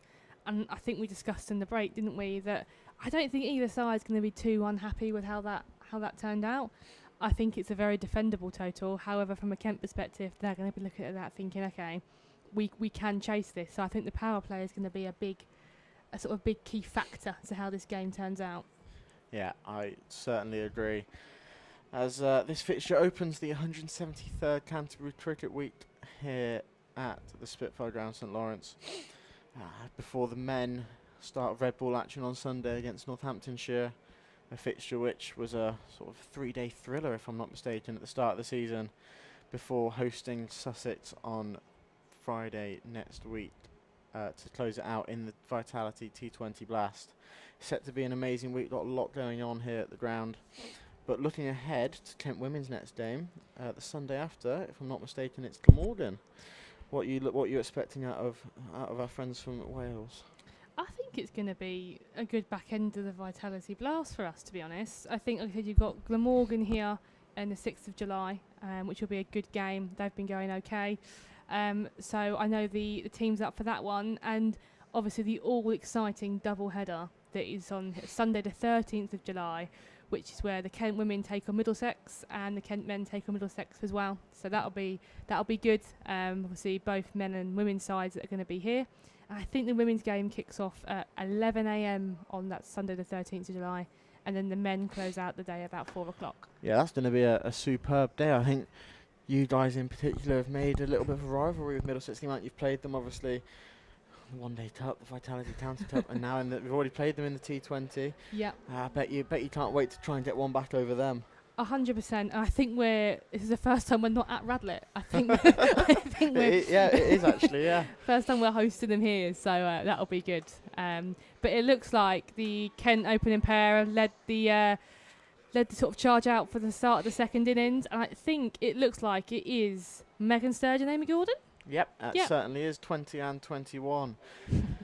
It's quite a nice thing to it, isn't it? But the ever-present Amy Gordon at the top of the order. She'll obviously try and go, as she usually does, go very hard in the power play, store early runs, find the rope from the off. And if these two bat like they did towards the start of the season against Derbyshire, I think they'll be laughing on their way to 124. But Gloucestershire will certainly be looking to sort of use the early swing in the new ball to their advantage. Yes, definitely. I think I must say as well, this is the sort of a new opening partnership today, isn't it? In the T20 Vitality Blast stuff here for these two. I think they've batted together in the 50 over competition, but Megan Sturgeon is in today batting with Amy Gordon. So this is the first time they've done that together, I believe.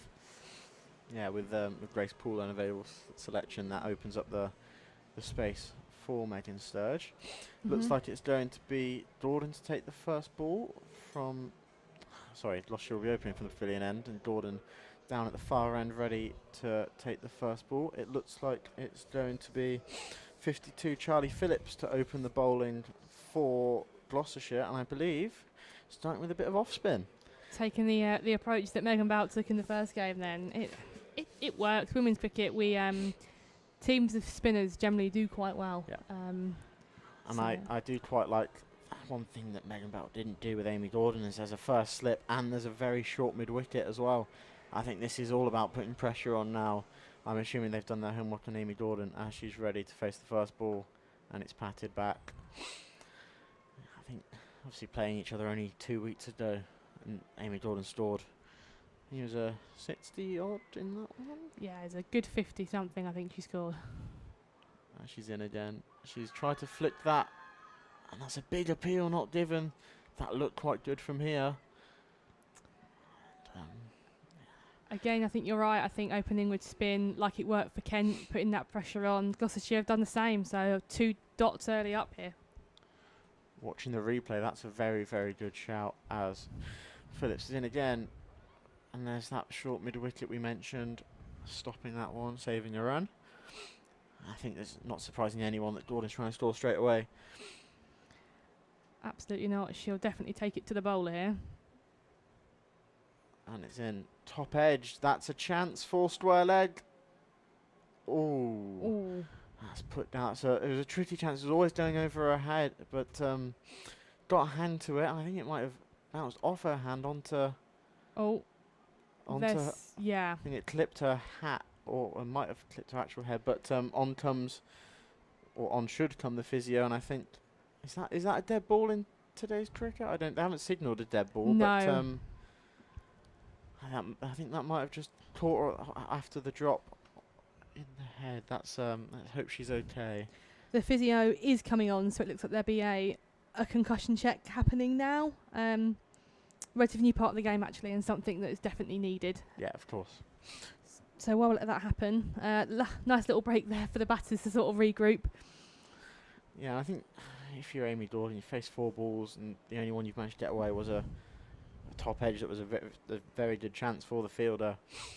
I think she just needs to make a start. She should tell us just to calm down a little bit, and there's still 19.2 overs left.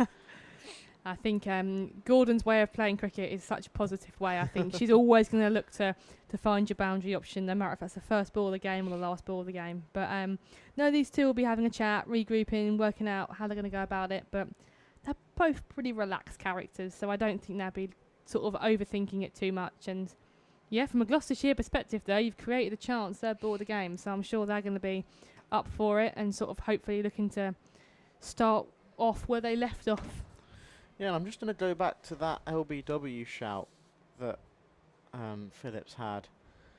Second ball, it looks really, really good. Might just be going down with the slope, perhaps.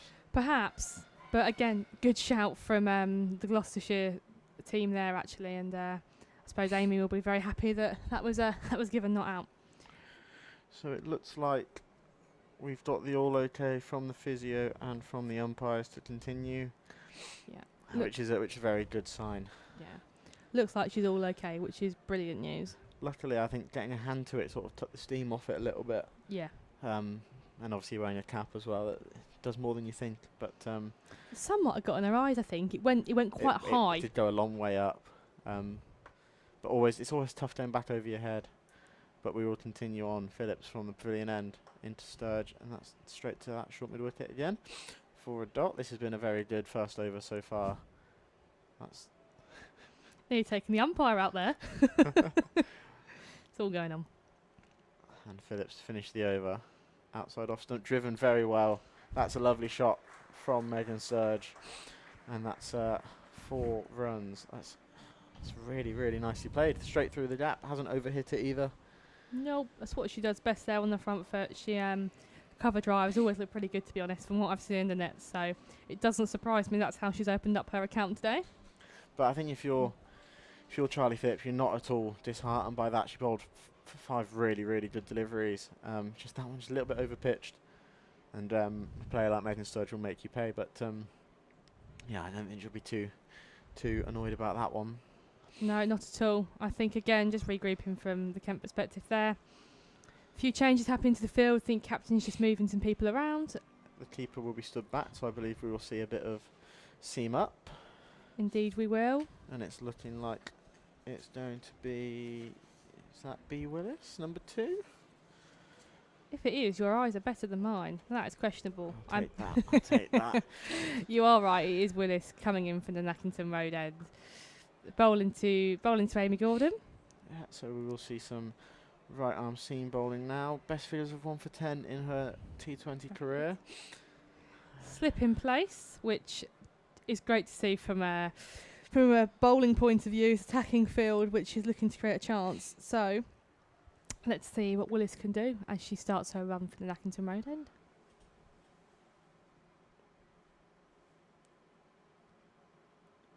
Oh, and that's just gone down the slope slightly to the leg side. It will be a wide. good stop again. Great effort by the keeper there. Yeah, that flew through as well. I think. I'd have said she's probably a step or two a bit too close after seeing that first delivery, but I don't think, again, that swung a long way. It did. So I think that's great keeping, but also, well, she should be pretty happy about that one. I think you'll take a wide if you see a bit of swing and knowing that the ball's behind you. Again, that's gone down the slope. Kept low again, that one, though. Good bit of footwork from the keeper there. Superb tetters there. Now, was that given as a wide? No. It might have clipped the pad then must have clipped the of Amy pad, Gordon. Yeah. Again, I think we've mentioned it earlier. The slope here is very deceiving. From the stream, you can see it doesn't look too bad, but trust me, when you're out there, it does go a lot more than you can see maybe from the sides as Willis comes back in. Oh, that's again struck Amy Gordon on the pad there. It will be no run. Bit of movement in again, encouraging signs from a Gloucestershire perspective here. Yeah, and that's normally a shot Amy Gordon's so good at, that sort of short arm jab. Just at the top of the stump, she can pull really well. So I think, yeah, just inside edge that one onto her pad. So I think she just needs to keep her head at this point. And if you're Willis, just stay right there. She can't struggling to get it away, so you'll be happy. And that there is just played into short cover for no run there. I think you're right. I think it's moving in slightly with the slope. New ball as well. It can be challenging as a batter. And if you're a bowler that gets that natural in-swing movement, that end is a better end to bowl from. Yeah, definitely. And yeah, from a keeper's point of view, I just empathise. As Willis again comes back in for her 5th ball of the over. Again, that's hit out to deep square leg. Collected nicely, should just be the one. Picked up well there from Amy Gordon. Yeah, it's well fielded on the boundary as well. So that ball had a little bit of spin on it. I've seen it get past some of the better fielders on the county circuit as well. So down the slope, it is a deceivingly large slope as well. You probably won't know unless you've ever been to the Spitfire Ground. But yeah, good cricket all round there, I think. It's been a good over from Willis, and last ball she comes in to close her over out.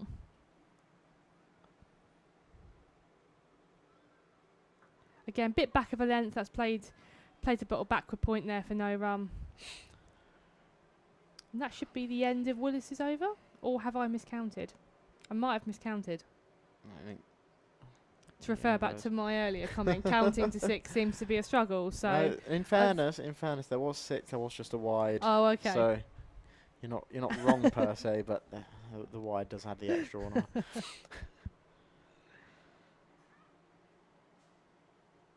Oh, that there has gone through the keeper, missed the outside edge of Sturge. It was no run collected by the slip, but again, encouraging signs from Gloucestershire and especially Willis there. A bit of movement, good over. Looked like it might have stayed a little low, that one, or making Sturge maybe made it look like it stayed a little bit low. But yeah, no, superb start for the visitors. Only 7 off 2 overs, they'll be more than happy with that. If they can get out of the power play, sort of under 5 and over, I think they'll be well up for it in the sort of middle and second half of the innings. Absolutely, I think what we've seen so far from a Gloucestershire perspective is they seem to have their field right. You got your slips in, your close fielders, but the sweepers seem to be good as well. As Charlie Phillips will continue, and that's swept down to a vacant fine leg area for the first boundary for Amy Gordon, second boundary of the 10 innings. That was really quite a nice shot. Yeah. It's a bit of an unconventional sweep. She stayed standing up when she played it, but you'll take it if it works. Absolutely. If your hand-eye coordination's that good, Yeah. I'd take it. As Phillips in again from the pavilion end, outside off stump that time, and that's a lovely area. It looks like Gordon tried to go over the top there, off the back foot, but that's always a risk with fielders on the edge of the ring. And Phillips is ready to go again, and that's cut to cover for no run. Again, well fielded in the ring there. Yeah. Phillips again now bowls and uses her feet to get to the pitch of the ball, and it's hit down to long on for a single. which brings Megan Sturge back onto strike. Again, well bowled, and the fielders again seem to be picking the ball up well, moving quickly, which is a good sign again, the power play. Phillips to Sturge. She goes big. And that, I think, just bounced just inside the rope. Nearly had the first 6 of the day. A good strike, that. That's what you want to be seeing. Yeah, it was a really pure strike, I think. Didn't overhit it, but just made sure it came out the middle of the bat, made sure it cleared the infield, and was probably only half a ball away from going for 6. If they had the big padded cushions on the boundary rope, that would have been a 6, I think. But much needed runs now. That was a brilliant strike. And Phillips to close the over out. And that's just patted back to the fielder at cover. And that's a much better over from a Kent point of view. 9 coming from it. And I think sort of if you're the opening batters now, you're not worrying too much. You're sort of just playing the game you want to play. You don't need to worry about the score yet. It's still 17 overs to go. Absolutely. I think these two will just go about their own cricket in their way, and that works for these two quite well, actually. Both vastly experienced, so yeah, they're in their own head. They have an idea about how they want to go about this run chase. From a Gloucestershire point of view, it's just working really hard in these first 6 overs to get a breakthrough. And they've bowled well. They've bowled quite tight, actually. And again, it is Willis to continue for the Nackington Road end. Slip still in, packed offside field.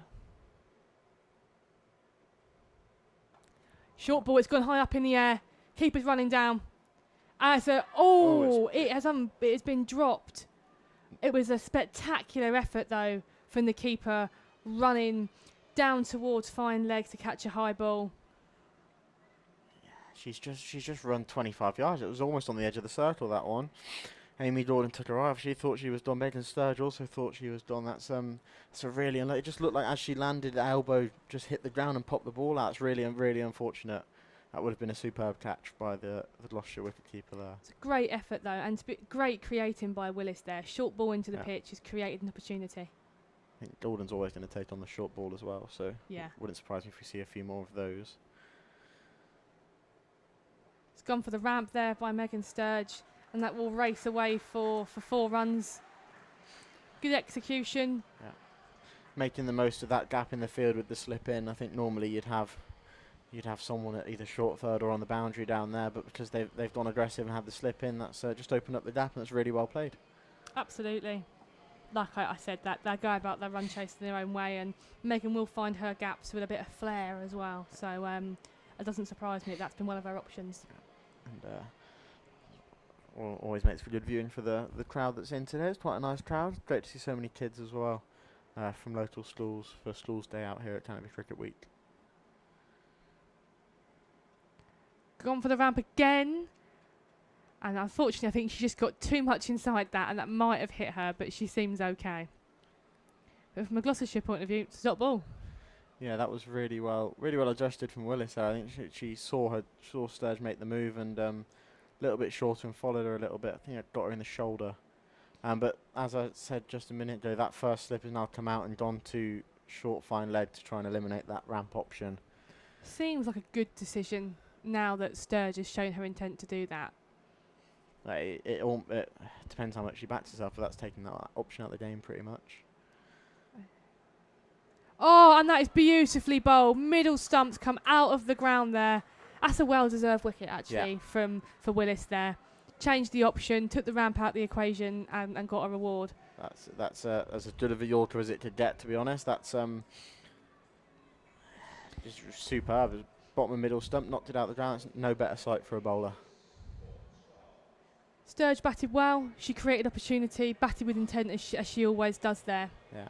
And like you said, you do wonder, is that sort of moving the fielder playing on her mind a bit? Would she have maybe tried to ramp again if they didn't make that move? So it's a great captaincy from Liv Daniels there. And this does bring, I believe, Genevieve Gier out to the crease, batting at 3 today. Yeah, normally coming in at 6 or 7, if I'm not mistaken. Yes. So far in this T20 campaign. So it's great to see the youngster get an opportunity up the order with 16 overs to bat. Let's see what Richie really can. It's obviously, if you come in with 5 overs left, there's only so much you can do. So it'd be a great experience. I know she'll be keen here to try and sort of knuckle down and put on a big partnership with Gordon.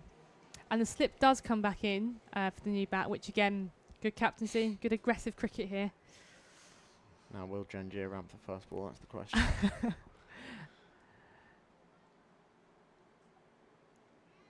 And that is again well bowled by Willis, just gone past the outside edge of Gier. Bit of wobble there, I think, for the keeper, sort of was taken aback by that one.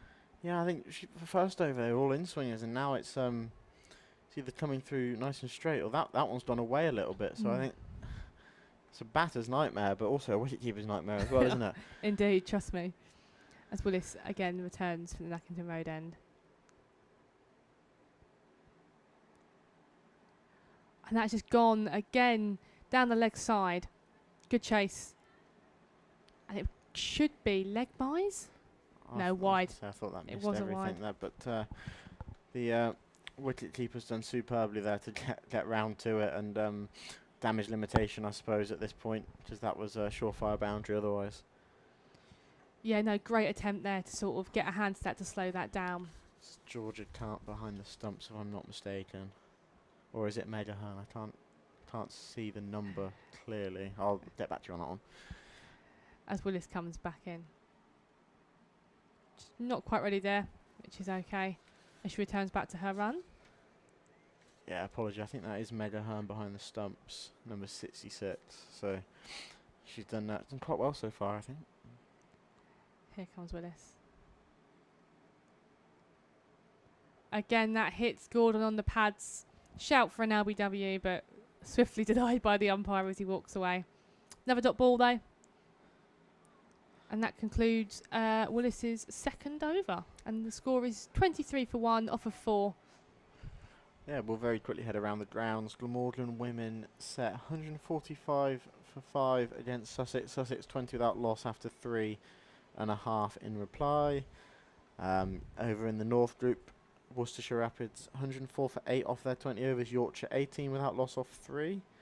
And Leicestershire Foxes versus Northampton Steelbacks get underway a little bit later on. So plenty of close games in the making, I think, going on around the Vitality Blast Women's League 2. And there will be plenty more in the future, I'm sure. And you can get your tickets for all Kent women home games at tickets.kentcricket.co.uk, as we are going to have a change of bowling. And it's going to be the captain, Liv Daniels, coming on at the pavilion end, the right arm off spinner.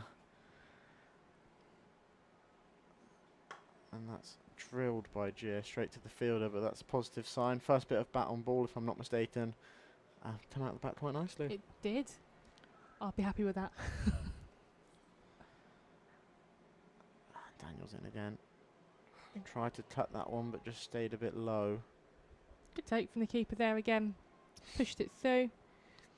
Good start to the over for Daniels here.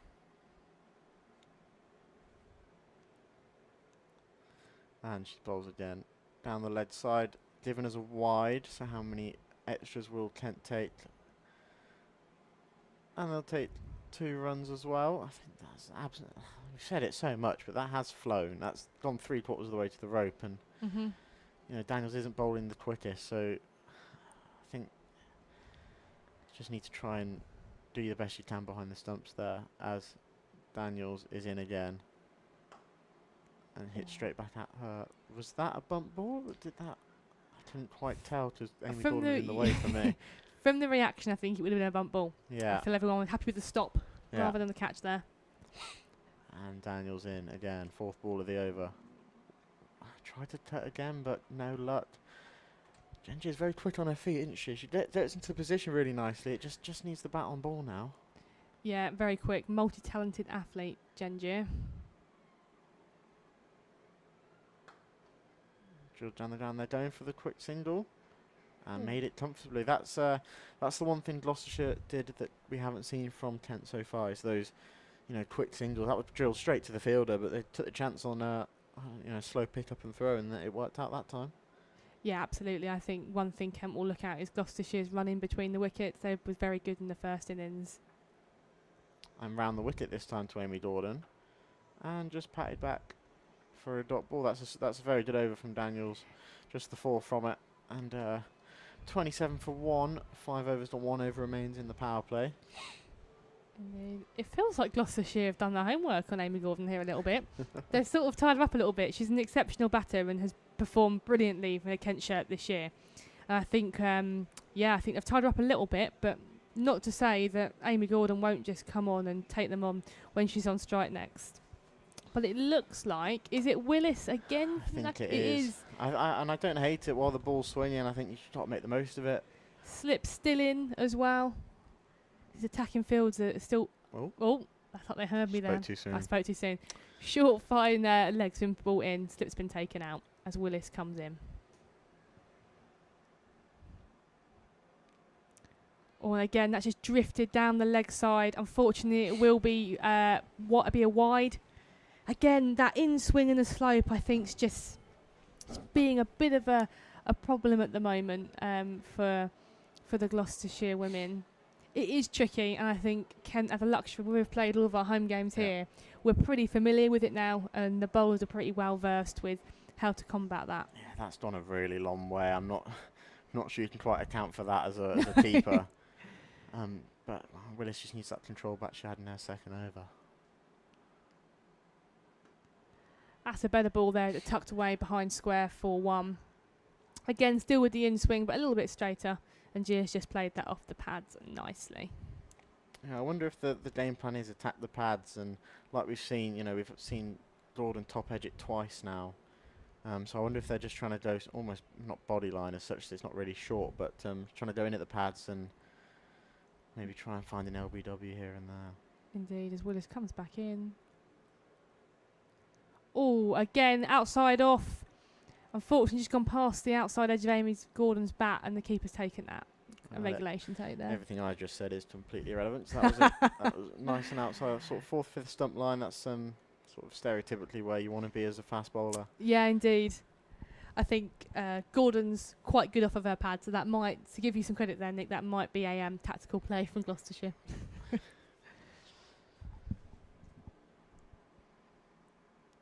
Again, that is hit firmly up to mid-off. They're going to sneak a single through, but it was well fielded by the fielder over there. It's good, though. It's been a good over so far. Sort of the back end of it has been good from a Gloucestershire perspective. Like you were saying earlier, that sort of in the Kent bowling unit, they talked about getting in and out of the over. Daniels maybe didn't get quite into the over the way she wanted, but she's certainly getting out of it in good fashion. And sort of what you need as a bowler to keep your confidence high.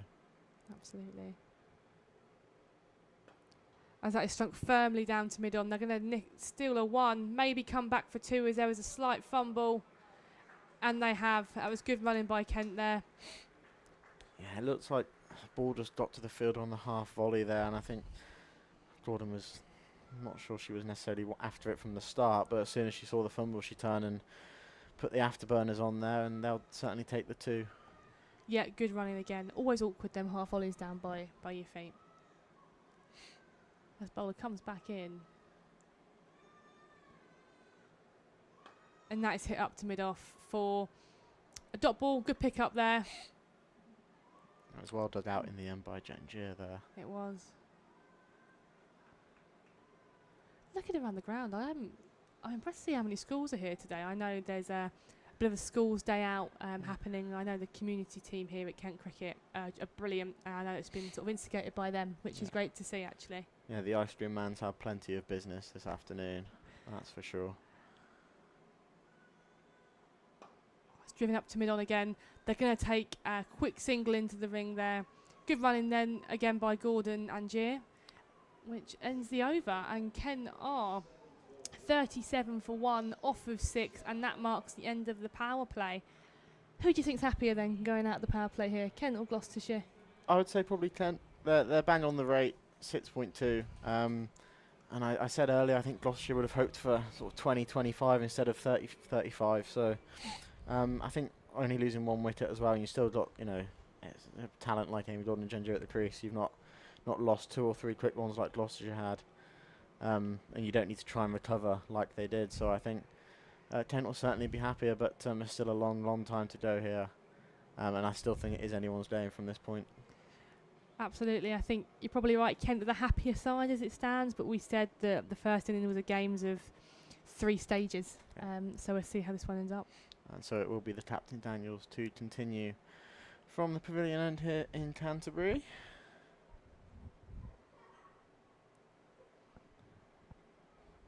And that's Boulder, straight through. Tried to play across the line there, Gengier. And that's just simply bowling a good area. If you miss, I'll hit from Daniels there. That's a good bit of bowling and a much needed wicket there for the visitors. I feel coming round for Daniels has been excellent. I think she just read the situation really well. Obviously, the wicket of Gia there, she's just picked up, and at the end of the last over, she bowled round the wicket to Gordon, and that seemed to sort of dot up and now create a wicket. So good cricket there from the Gloucestershire captain. Yeah, a little bit of turn. Obviously, that was quite a much fuller delivery, but it did turn a little bit, so it would be going back into the right-hander, and out comes the one I describe as the anchor of previous innings, Elsa Barnfather. She's been ever present in through the middle overs and has done exactly what's required of her at times. And once again, she'll be under a bit of pressure for big innings here, as she has been previously in this tournament. In at 4 today, from what I know of from Elsa Barnfather, she'll be up for the challenge. Want to dig deep here for her team, and obviously the same for Amy Gordon as well. So these two will definitely embrace the challenge. But also, like I said, from a Gloucestershire point of view, couple of wickets now are sort of very much at the moment back in and sort of potentially on top. So let's see how Daniels closes out with the rest of her over here. Yeah, 594 career T20 runs for Elsa Barnfather. A high score of 63 not out. They could do with that today, as Daniels is in to bowl round the wicket. Paddled round the corner to the vacant fine leg area. That's a very smart shot. It's not going to quite have the legs for 4, but they'll take 2. And that's just sort of smart cricket, isn't it? Making the most of the gap in the field there. Yeah, absolutely. What I've seen of from Barnfather this year is smart. Like I said earlier with Sturge, a bit of flair will sort of keep her shots entertained, to keep everyone watching engaged and excited, but smart cricketer nonetheless. So Daniels will be into bowl again. That's swept out to the fielder on the deep backward square leg boundary for a single. Throws on over the keeper's head, but no further damage. Yeah, like you said earlier, I do quite like the option of round the wicket here, because then that's twice now that if Barnfather misses, that is a very good LBW shout. Just depends on where it pitches. As Daniels will have another go at Amy Gordon. Pulled to that same fielder again. Fumbled a little bit, but not enough to turn and burn for the second one. Yeah, I think as well, from my point of view, going round the wicket, someone like Amy Gordon and the Genevieve Gier, who notoriously like to play straight, it makes the option a bit harder to go in to out. Yeah, 100%. But for someone like Barnfather, who would like to go square, it might work in her favour slightly. And there's that half paddle again. Half appeal. I think that one definitely pitched outside leg stump. But another run on the ball. Oh no, Divina's run off the pad. I thought they hit the pad. But maybe I need glasses. Who knows? Sticking around the wicket again to Gordon, and like I've said, long on has dropped out. Again, smartly played there, down to deep square. Yeah, it's all just pushed off the pads, and it is that case of if you miss it, I'm gonna get you. So it's good sort of bowling here, building pressure, and he's doing what Megan Belt did in the first innings, sort of just keeping that tight line and length and making them force it a little bit. Absolutely, I think Gloucester are still doing well to put pressure on Kent here. I think, like I said, that over, watching the two Kent batters work the ball around the field, manipulate it slightly, has definitely sort of gone in their favour and showed their intent towards this chase, which is nice. And it will be a change of bowler from the Nackington Road end. Looks like they're still gonna stay with Seam, and I believe it's number 35 Bird that will be coming on for the Nackington Road end. Certainly will be Alice Bird. Somerset 2021 till 2024, and has been at Gloucestershire since. Slightly confusing looking at Alice's stats. No wickets, no bowling average, best field of 0 for 5. So I think she's quite new to T20 cricket here, but certainly interesting to see what we're going to get here. No, it's exciting. Anything could happen. That is T20 cricket. So that's the fun part of not knowing what you're going to get as well. True, very true. It's Bird starts her over. And that beautiful ball that has taken Amy Gordon's middle stump out there. As you've said, unpredictability there. There we go. There you go. First ball wicket. Can put a 1 next to that wicket column. Yeah, very true. That was a good ball. Did it do a little bit? Maybe nipped in slightly. Might have done. It looks like Amy Gordon was her own worst enemy there, though. Played across the line a little bit. Has swung in though, using that slope again.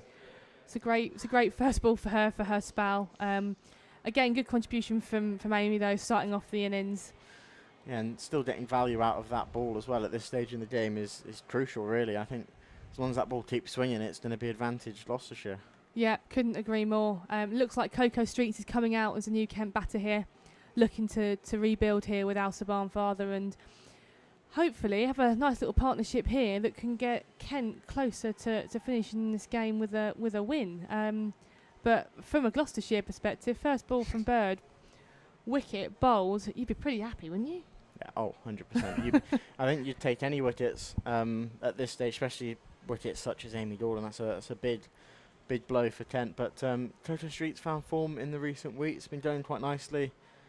But both the batters at the crease now need to come through a little bit here for the hosts, or else Gloucestershire could get well ahead in this game. Streets sets to face her first ball. And again, that is struck nicely just to mid-wicket. It'll be a no-run, but sounded good off the bat for the first ball you face. Yeah, and a runner ball 23 last time for Coco Streets against Sussex. So she's got her eye in a little bit, so even taking that into now would be very welcome, I think, from the point of view of Kent cricket. And Coco hits that up to mid-off there, just for a nice little single to get off the mark. And we could see then again that big amount of in-swing. It's very welcomed very welcomed, I'm sure, by Liv Daniels here from her seamers. It's been a good start of the over here for Bird. Some movement again, sort of 7-8 overs in is what you want to be seeing. And is making at the moment Kent's job a bit harder. Yeah, and Willis still does have an over left, so I wonder if you're saving that for the death, or maybe you'll see that while the ball still swings. Oh, and that's gone flying past the keeper for 4 runs, and by the look of the field, it looks like it's taken an edge. And that has flown away there. Nonetheless, it's 4 runs to Kent, and I'm sure they're going to be welcoming that to the total. However, from a Bird's point of view, that's another opportunity that's been created.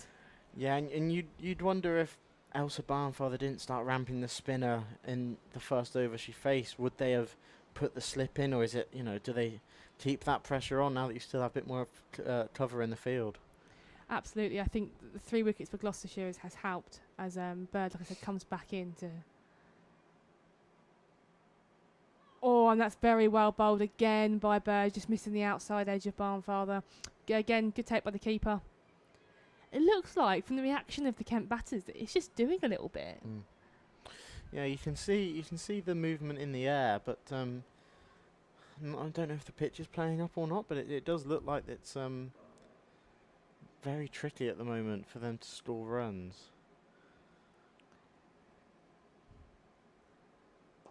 And again, that's played nicely down the ground to long on there, looking just to pick up a single.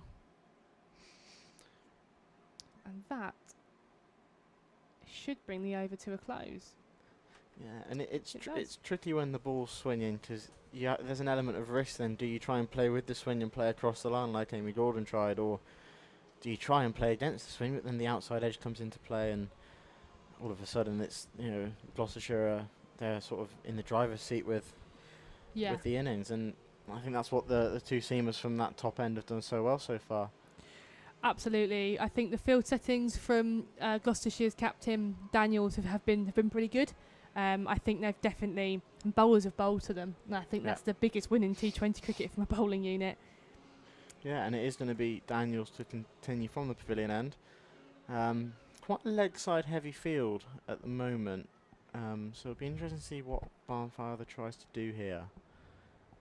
She bowls around the wicket. The reverse sweep, and it's Boulder. There was a gap down at the sort of the third area, but is that the option after you've just lost 2 quick wickets? I think knowing Elsa Barnfather is going to be a positive option. She's always going to look with the intent to score. I think what Gloucestershire have done well there is, I'm not sure if you noticed that they had fine leg a bit wider, so they've taken out there the sweep behind square, and they had a deep square out. So that lovely shot she was playing the over before has slightly been negated there with the field setting. So the option was on to go the reverse, but unfortunately it did get her off stump. But what this does do is bring out Ella Darlington, that had a phenomenal season for Kent Women last year. She scored 100 and I want to say, I can get back to you on the actual figure. I'm going to hide it from you. you. Are you going to hide it? I should know. Nick, go on, put me out of my misery. 150 not 150 not out. I was going to go with that. On debut, if on I'm not mistaken as well. So I'm sure today she'll be excited to take to the field in this situation where she's got time to bat here. Yep.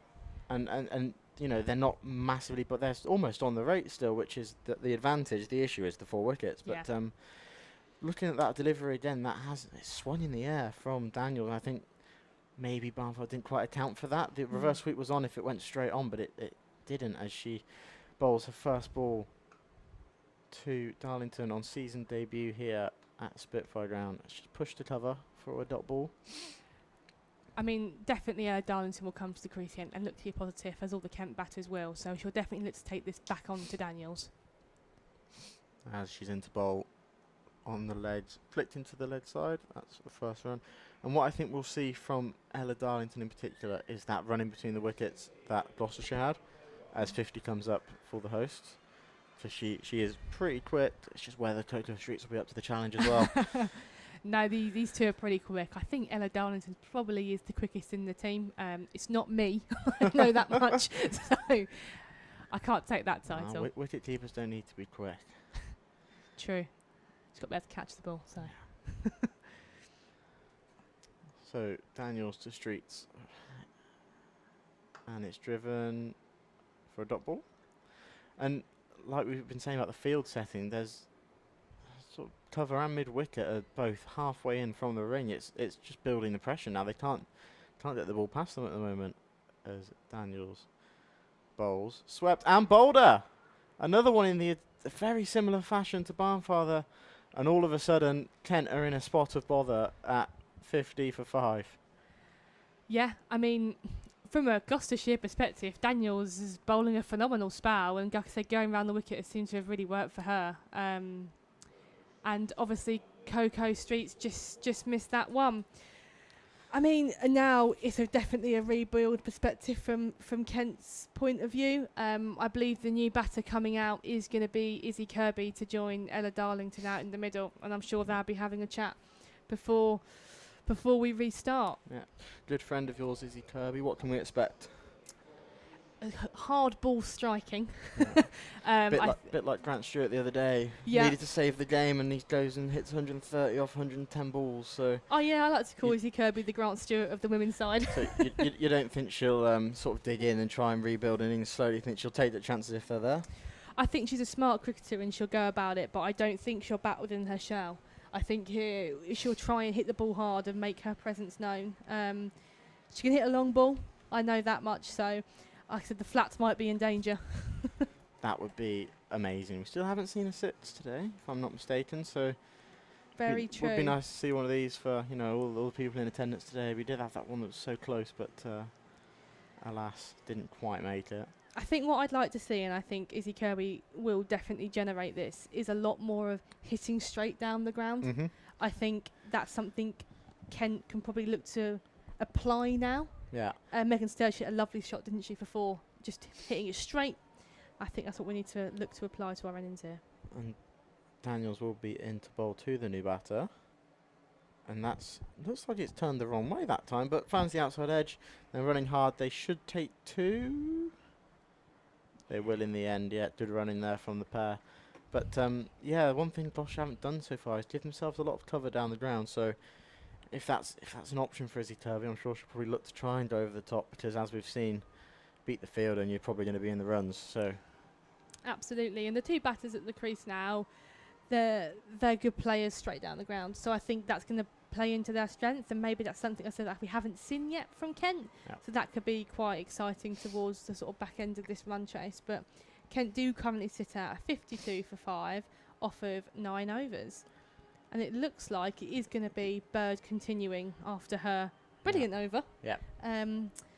So probably a bit unfair to go for 6 from it, to be honest, but exactly, and looks like Ella Darlington's facing up to first ball of Bird's second over. She's doing my least favourite thing now, and that's going from bowling to sweeping on the boundary and back to bowling. Nothing worse, I don't think, as a seam bowler, to have to go and sweep the boundary and then come in and steam in for an over. So she looks pretty fresh. Hat comes off to her there. That's probably my least favourite thing to do in cricket, I think. As Bird then comes in. And Darlington just plays that back nicely. Still just getting bat and ball at this phase, I think. Yes, I mean, from a Gloucestershire perspective, you've got 2 new batters at the crease that have faced 3 and 1 ball, sort of 4 balls between them. So it's sort of, at the moment, Gloucestershire's tails are probably up. As Bird comes back in. Oh, and that has flown past the outside edge of Kent's batters there. Again, took off a little bit there. I think the keeper took that quite high, actually. It almost flew over her left shoulder, I think, because that also shows the amount of movement there is here.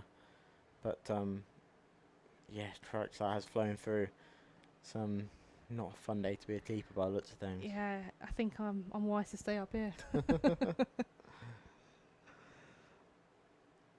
As that is just played down to mid-on for no run. Getting up a little bit there.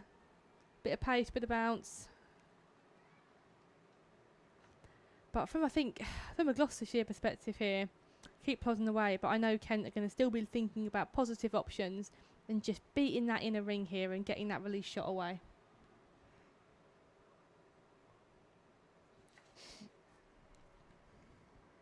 And that there's played up to mid-off. A run is turned down. So currently, is that 4 dots from the over? Certainly is. It's 4 dots from the over. Would be a huge time for a maiden now, wouldn't it? Halfway through the innings, and it'd be massive. Not wanting to tempt fate as well. I know Gloucestershire are looking for their first win of the Vitality Blast competition, so they're going to be even more on this, I think, closing out the game as Bird comes back in. And Darlington hits that through backward point region, and it looks like it's going to race away for 4. And it does. Brilliant release shot there, off the mark in the over. And again, I think that sort of makes Kent feel a little bit easier now going forward. You always like that as a batter, when you manage to split the field and see one race away. It does settle the nerves slightly. Yeah, and a much needed one for the host after, as you said, 4 dots. I'm sure Gloucestershire will put that one on you there for ruining the maiden, but as Bird finishes off her over. And that is struck again down the ground to mid-off, but the run is turned down. So another really good over from Bird there, only 4 from it, and that makes Kent score 56 for 5 at the halfway mark. 68 left, so they're ever so slightly behind the rate, but certainly not out of the game. And we have seen here that big overs can show up out of absolutely nowhere. We see it in all formats of all competitions, that it can just take 1 over to really flip the switch here. As we're going to see a change of bowling. I think this might be the leg spinner Bhumika Bhatt from the pavilion end.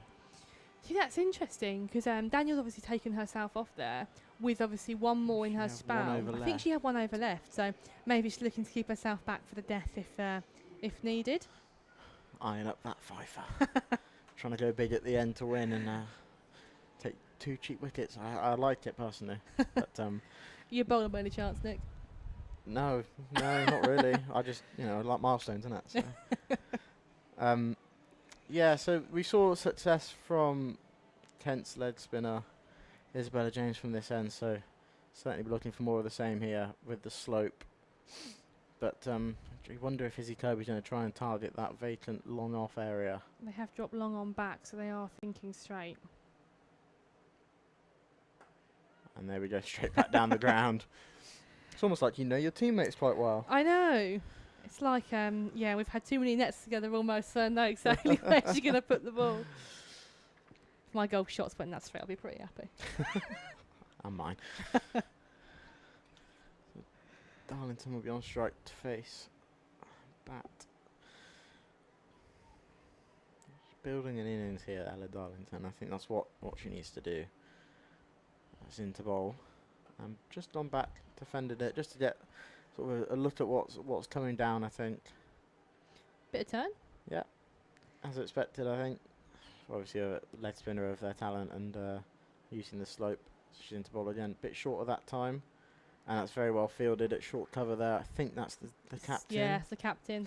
In the game today. She's done everything today, hasn't she? She's been everywhere. That's a superb bit of work there. And back in again. A lot full of that time. That definitely taught Darlington in 2 minds, I think. Well bowled. I think, again, learnings from the Gloucestershire team, looking at Isabella James bowl from this end. Bit of turn, bit of bounce. So Yeah, and we've got some warming up down here from Caitlin Velcher. Be a bit of seam on, I think. I wouldn't surprise me either. And that's up in the air, over point.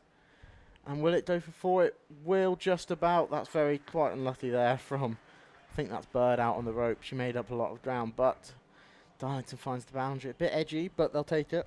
Exactly. I think, again, like the last over, that release shot, just over the inner ring fielder that runs away for 4. So, again, a bit of a pressure release from Kent's perspective. Yeah, and if they can find 2 off this last ball, they've gone sort of above the required rate, and that's all they need to do, really, isn't it? So smart cricket. Yeah. Yeah. And back for the last ball of the over. Cut. Oh, wow. That's very well watched by the fielder. At point that hit a foot mark on one of the other wickets, I think. Nearly had our second breaking play there, but they'll take the single. And then, will there be a change of bowling at the Nackington Road end, or will it continue to be Bird? I think it's going to continue to be Bird as the announcer tries to get the crowd going here. And it's working. The kids down over by the bank are absolutely loving it. Some are even playing cricket themselves. So I love it. Day off school at the cricket in the sun on a Friday. What's better? Oh, you couldn't ask for more, could you? No. What a day. I'd have bit your hand off for that. Yeah. And it is Bird to continue, as we have just said. And Ella Darlington is on strike. And the Kent are 62 for 5.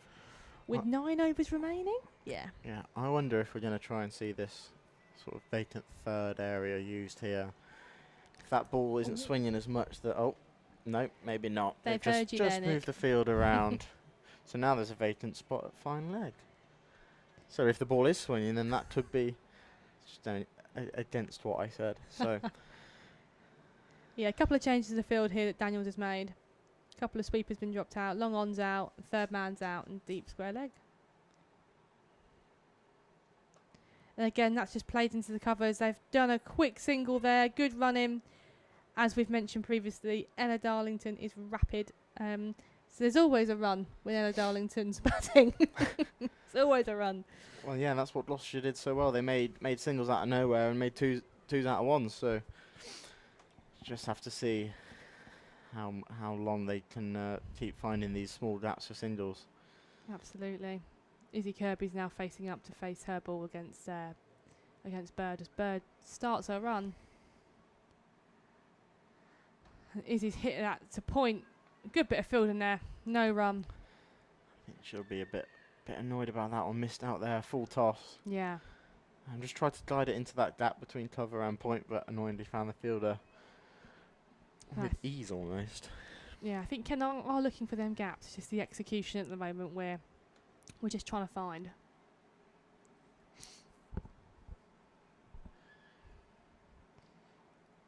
slightly wide of that, and that is given as wide, just off outside the blue tram line there. Yeah, and you wonder if the ball is starting to lose its shape a little bit, because obviously bowling that line earlier, that would have swum back in and been on the stumps, but might be a reassuring sign for the Kent batters now, but they'll certainly take the extra run and the extra ball, I think. Absolutely, as Bird comes back in. And then that, I think, might be leg byes as it races at byes for 4. That is 4 byes, unfortunately. Absolutely everybody. It's missed everything, actually, isn't it? I think it's done well to miss pads, stumps and keeper there. I wondered if there might have been an inside edge, but Izzy Kirby has stood right in front of middle stump. He's given it his byes, isn't he? So that's just missed off stump and just kept going past the keeper. That's wow. I did mention earlier, I wondered if the keeper might take a couple of steps back. Yeah. I don't know if that would have made much difference, but no, it is a challenging one. Obviously, us keepers stick together, so I am going to say that with the slope as well. I can appreciate that. Fair enough. But again, Bird shouldn't be too upset with that. She did beat the bat as she comes back in. A bit straight at that one, and that's been whipped off her legs to deep square leg there, and that pick up a single. Yeah, it was well picked up in the end. Actually, it was quite a good in swinging almost a Yorker. Absolutely, and this seems to be an over that's sort of going in Kent's favour here. And you mentioned earlier about one over here can change it in both ways, and this might be Kent's chance. Yeah, if Darlington can find the rope on either of these last 2 balls, rather, I think it could be that over we mentioned earlier. And that's just been played into the vacant sort of mid-on region, but collected by mid-wicket there for no run. Good ball. Very good ball. Very good ball. And you think you got 7 left. Sorry, 7 off the over already, and this is sort of a, you've got the rate you need. This is almost not a free hit as such, but any runs here is a bonus. Absolutely. Bird comes back in, and again that's just missed the batter's bat, flying sort of with a 4th stump line. Good take by the keeper. That got up again a little bit. There's always seems to be that one at the moment that just takes off a little bit more than expected. And it's tricky because sort of to Izzy Kirby that's waist high, and to Ella Darlington that's gone past their shoulders almost. Absolutely. So it's always hard as a bowler to try and adjust. Obviously, maybe she didn't want to bowl that short, but it worked out in the end. Yeah, I think it's one of those that you might need to adjust to the taller batter. Yeah, you've definitely got 2 ranging of heights here, so I feel for a bowler it's a slight challenge actually to try and get your lengths right. Both very good short and off their hips as well. So it'll be back to continue from the pavilion end. Floated up and just nudged to mid-wicket. It's been a busy region today, mid-wicket, for both teams. Yeah, of course, because we had 2 catches in 2 overs at mid-wicket in the first innings, didn't we? So.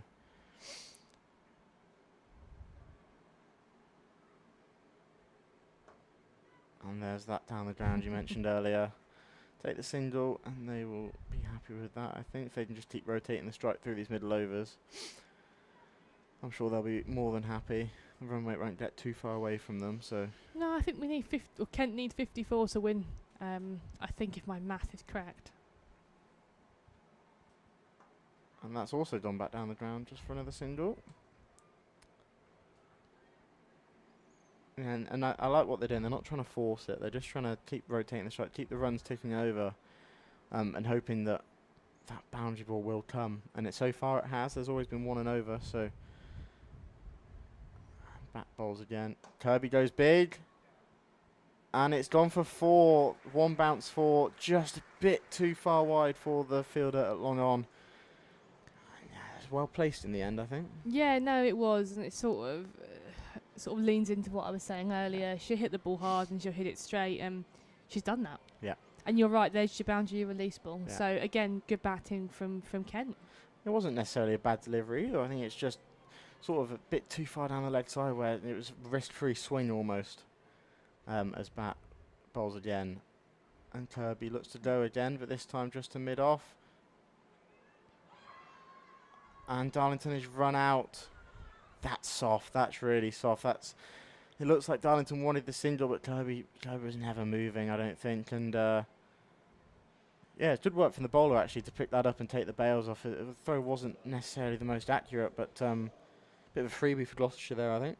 Yeah, I think from a Kent perspective there, they'll be upset. I think Ella Darlington's going to be disappointed.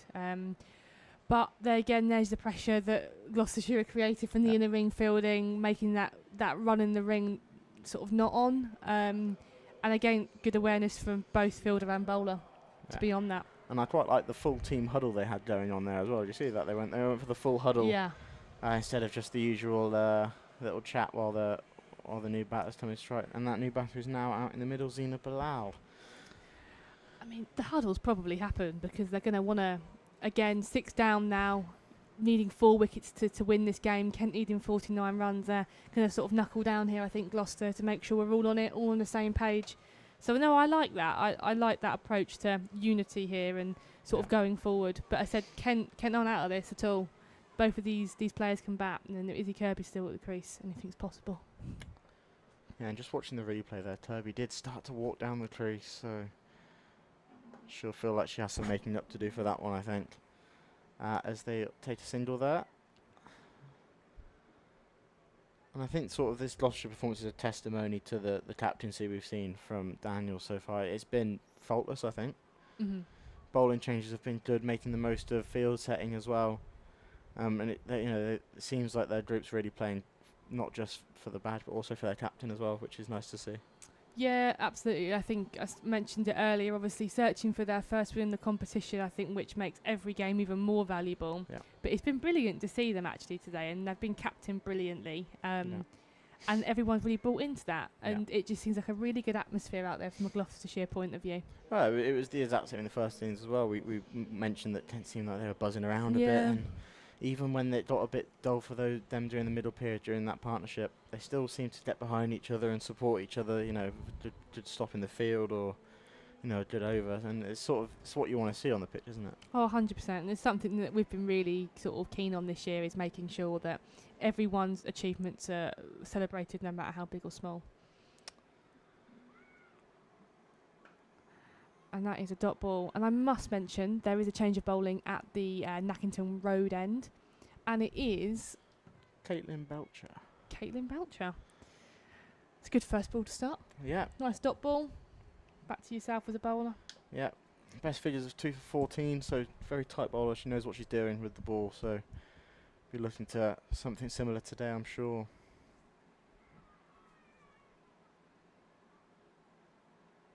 Oh, again, that's well bowled. That's kept low. Good take from the keeper. It has just gone past Izzy Kirby's. Probably underneath of her bat, I think actually. it did, yeah. I think she wanted. I think she wanted the wide, but I don't think there's anything wrong with that one. No. We've certainly seen wider today, that's for sure. Again, fields set pretty well. Sweepers out. Fine leg and third man seem to be out here. I don't hate it. There's been quite a few edges and sort of tickles off the pad. As again, that's played 2 point. Good bit of fielding again for no run there. Good stop in the inner ring.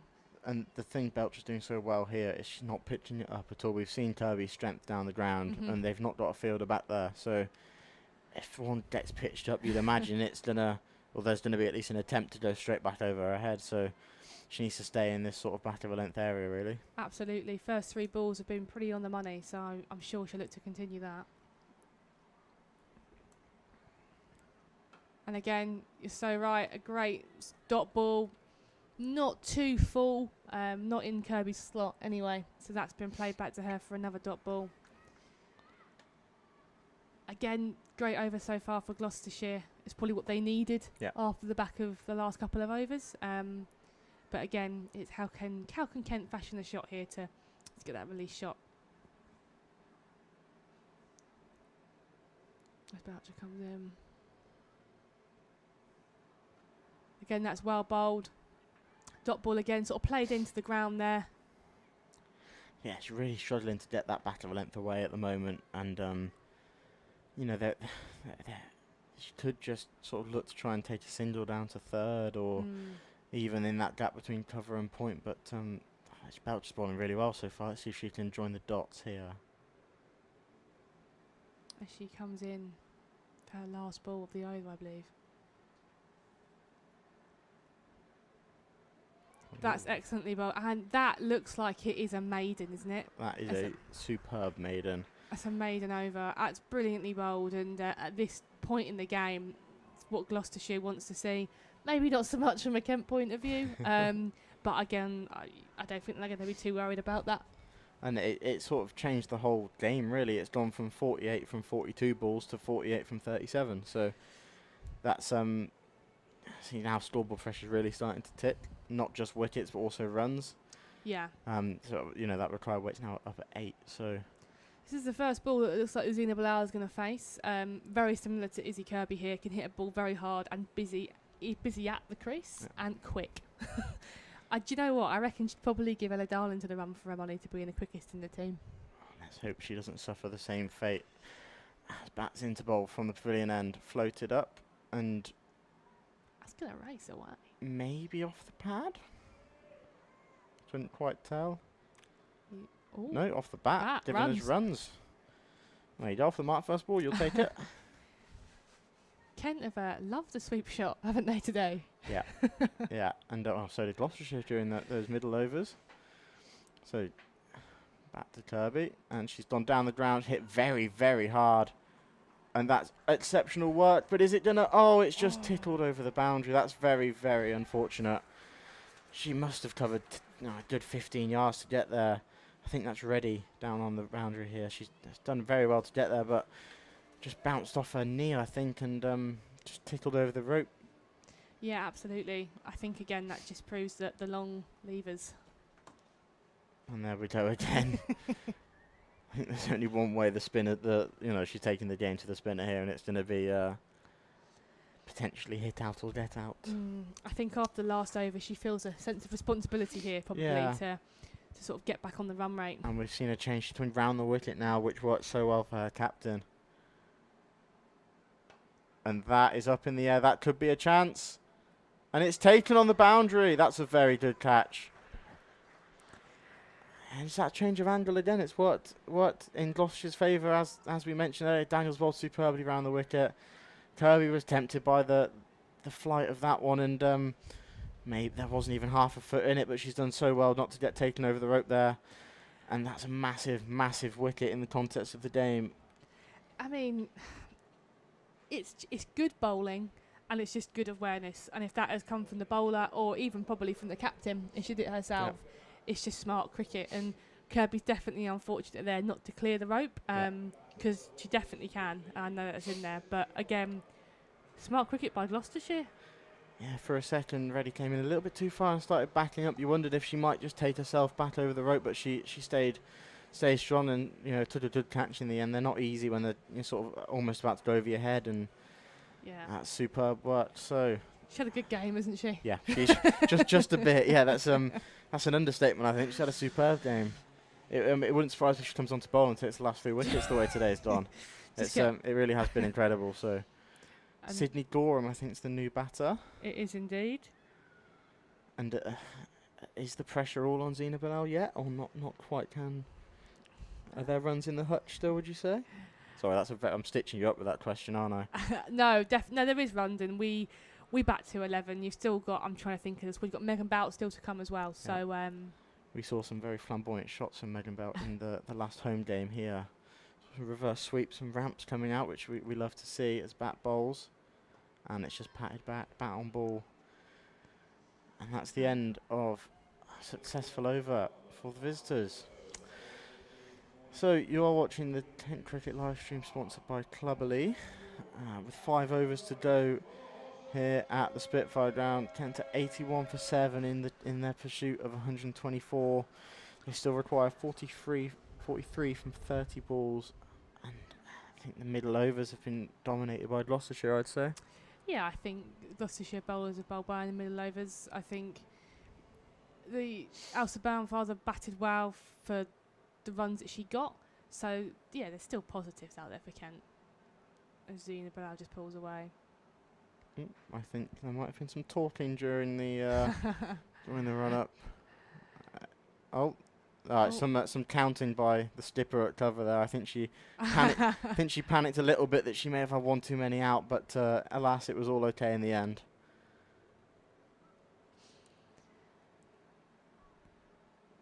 As that one just hits in on the pads.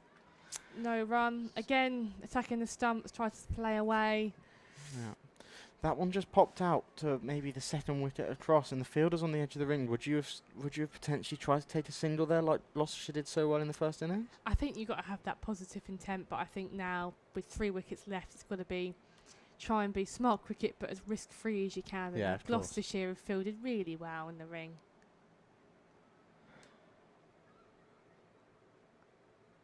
That's a full toss that's been hit onto the leg side and deep square leg, can't cut it off unfortunately, so it's 4 runs. It's a very welcome boundary there. Yeah, it's a great shot, well placed actually. I think she worked out that square leg was behind, so again pretty much of a risk-free shot there. Yeah. She did well to miss the mid-wicket fielder as well. Yeah. Didn't quite get enough height that might not have gone over the top, I'm not entirely sure, but alas, 4 runs, and that's all they need at this stage.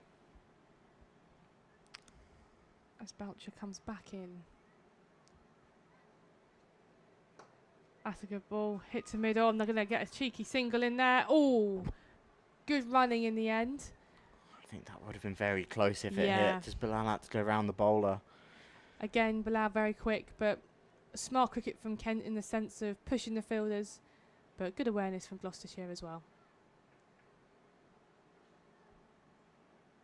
And that's just, I think it's Sydney Goram's first ball that should be facing against Caitlin Boucher. I think she'll be looking for power here, hard as she can.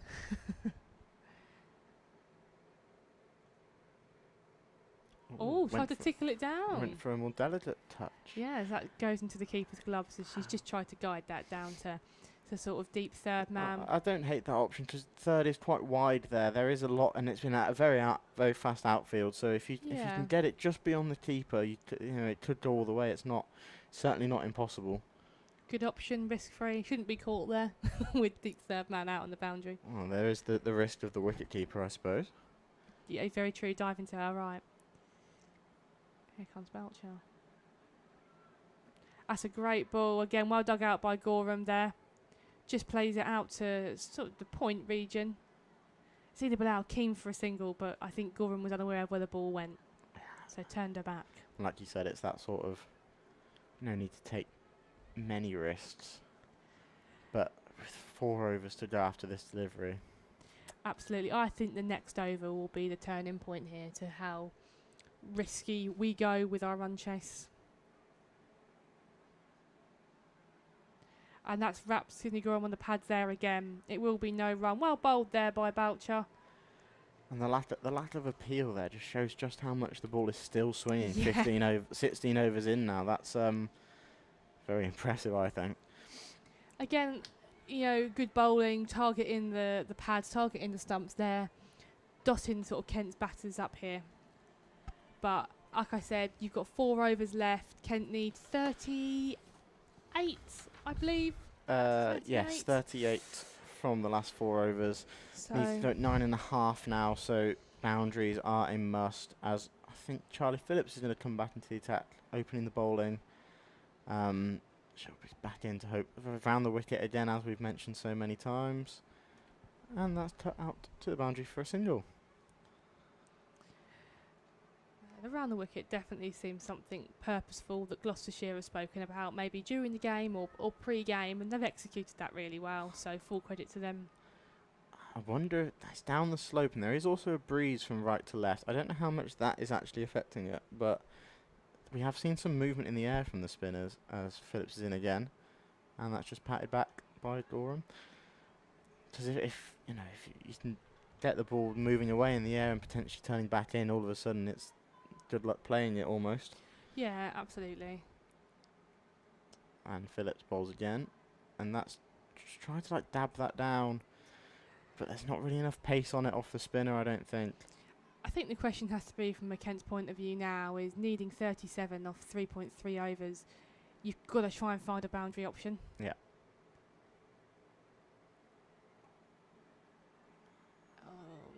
Oh no! Oh dear. Oh, this was a risky run for Kent to take, I think.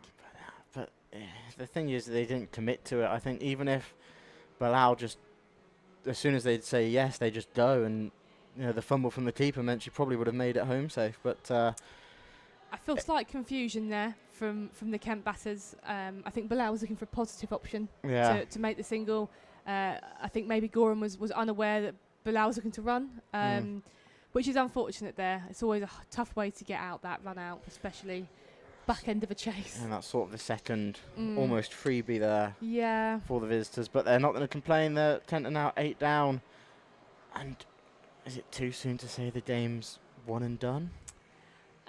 I play for Kent, so it's never done. We're always going to win. Always an opportunity to win. That's the correct answer. And with Megan Bout at the crease, quite anything could happen.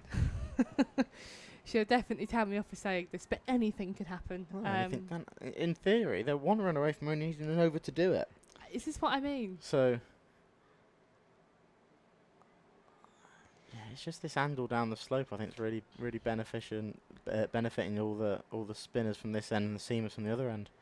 True, very true. Megan Bout will try all the shots here, though, for sure. There's that one, and all of a sudden it can be done off 1 over. So that's the end of the 17th. 88 for 8. 3 overs remain, only 36. Both of these batters are more than capable of finding boundary options here. And they've both played enough games in their career to play smart cricket. And they're both vastly experienced. They've both played some franchise cricket and some sort of the old regional system when it was up and set up as well. So these two are very capable. And you're right, it's 36 needed off 3 overs. So a couple of boundaries here and some smart running between the wickets. Kent aren't out of this. And it is Caitlin Belcher to continue for the Nackington Road end. And that's into the ground. Megan Bout's pulled that into the leg side and will pick up a cheeky 1 there. Positive though, from the skipper. The attempt was there, and that's what they need at this stage. And again, they're sort of targeting the weak areas in Gloucestershire's field, like straight back down the ground into that cow corner region that Gloucestershire have got fielders at deep cover, fine leg, third, and deep square legs, all almost behind square. So Belcher comes back in. Gorham's tried to run that down to third man, but has just hit the point fielder. I mean, the argument could be here with hitting a bit of a back of a length, hitting it hard. Do you just sit back in your crease and you try and go with it and hit it over the mid-wicket region? Yeah, and the lack of cover out there implies that could be a serious option. But I think they're bowling too wide outside the off stump at the moment. And that is excellently bowled. Middle stump has come out of the ground there. As I say, they're bowling wide outside off stump. Another middle stump York. That's the second of the day. It's almost a carbon copy of the first one, but that is superbly bowled there by Belcher. A very much deserved wicket there. She's bowled exceptionally well. All the seamers in the Gloucestershire teams, they have bowled really well. I mean, so have the spinners. They've executed their bowling plans well, and as a team, that's all you can ask for. But you're right, I think take nothing away from Kent here. They have batted well. They have tried to find positive options. They've tried to play positive cricket. Yeah.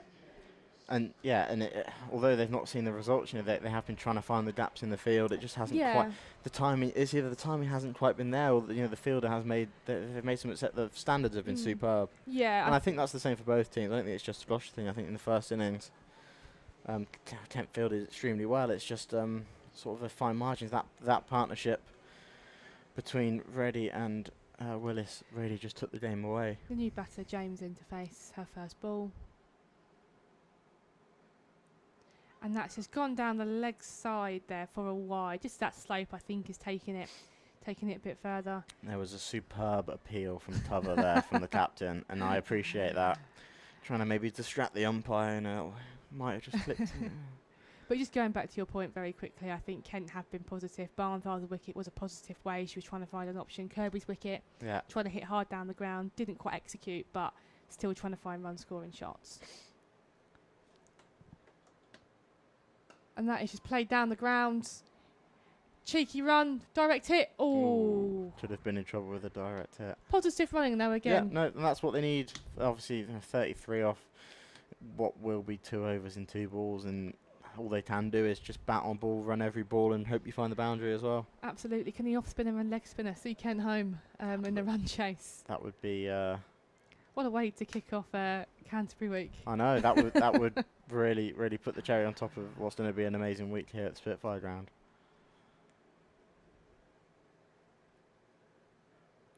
And that concludes the game. Megan Bout has lost her middle stump there to Boucher, who's bowled her. And that concludes the end of a thrilling game here against Gloucestershire women and Kent women. Gloucestershire do come away with their first win of the season. Well deserved, I would say. Yep. Even as a Kent player myself, they've played extremely well today, executed their plans. Take nothing away from Kent. They fielded very well and they bowled extremely well. Wasn't to be today with the bat, but plenty of positives to take away. Yep, certainly. And, well-deserved celebrations for Gloucestershire. They've had a tricky start to the season, so to finally get that sort of, monkey off their back has been superb. And, very, very, very well-deserved winners, as you say. They, all 3 aspects of the game was pretty spot on. I can't really think of anything that went wrong apart from the one drop catch early on, but it was a tricky chance. But, like you said, both teams, it was quite a good game of cricket in the end. You just think those run-outs don't happen. It's a completely different finish, and we've got a thriller on our hands. But Gloucestershire come out deserved winners at the start of Canterbury Cricket Week.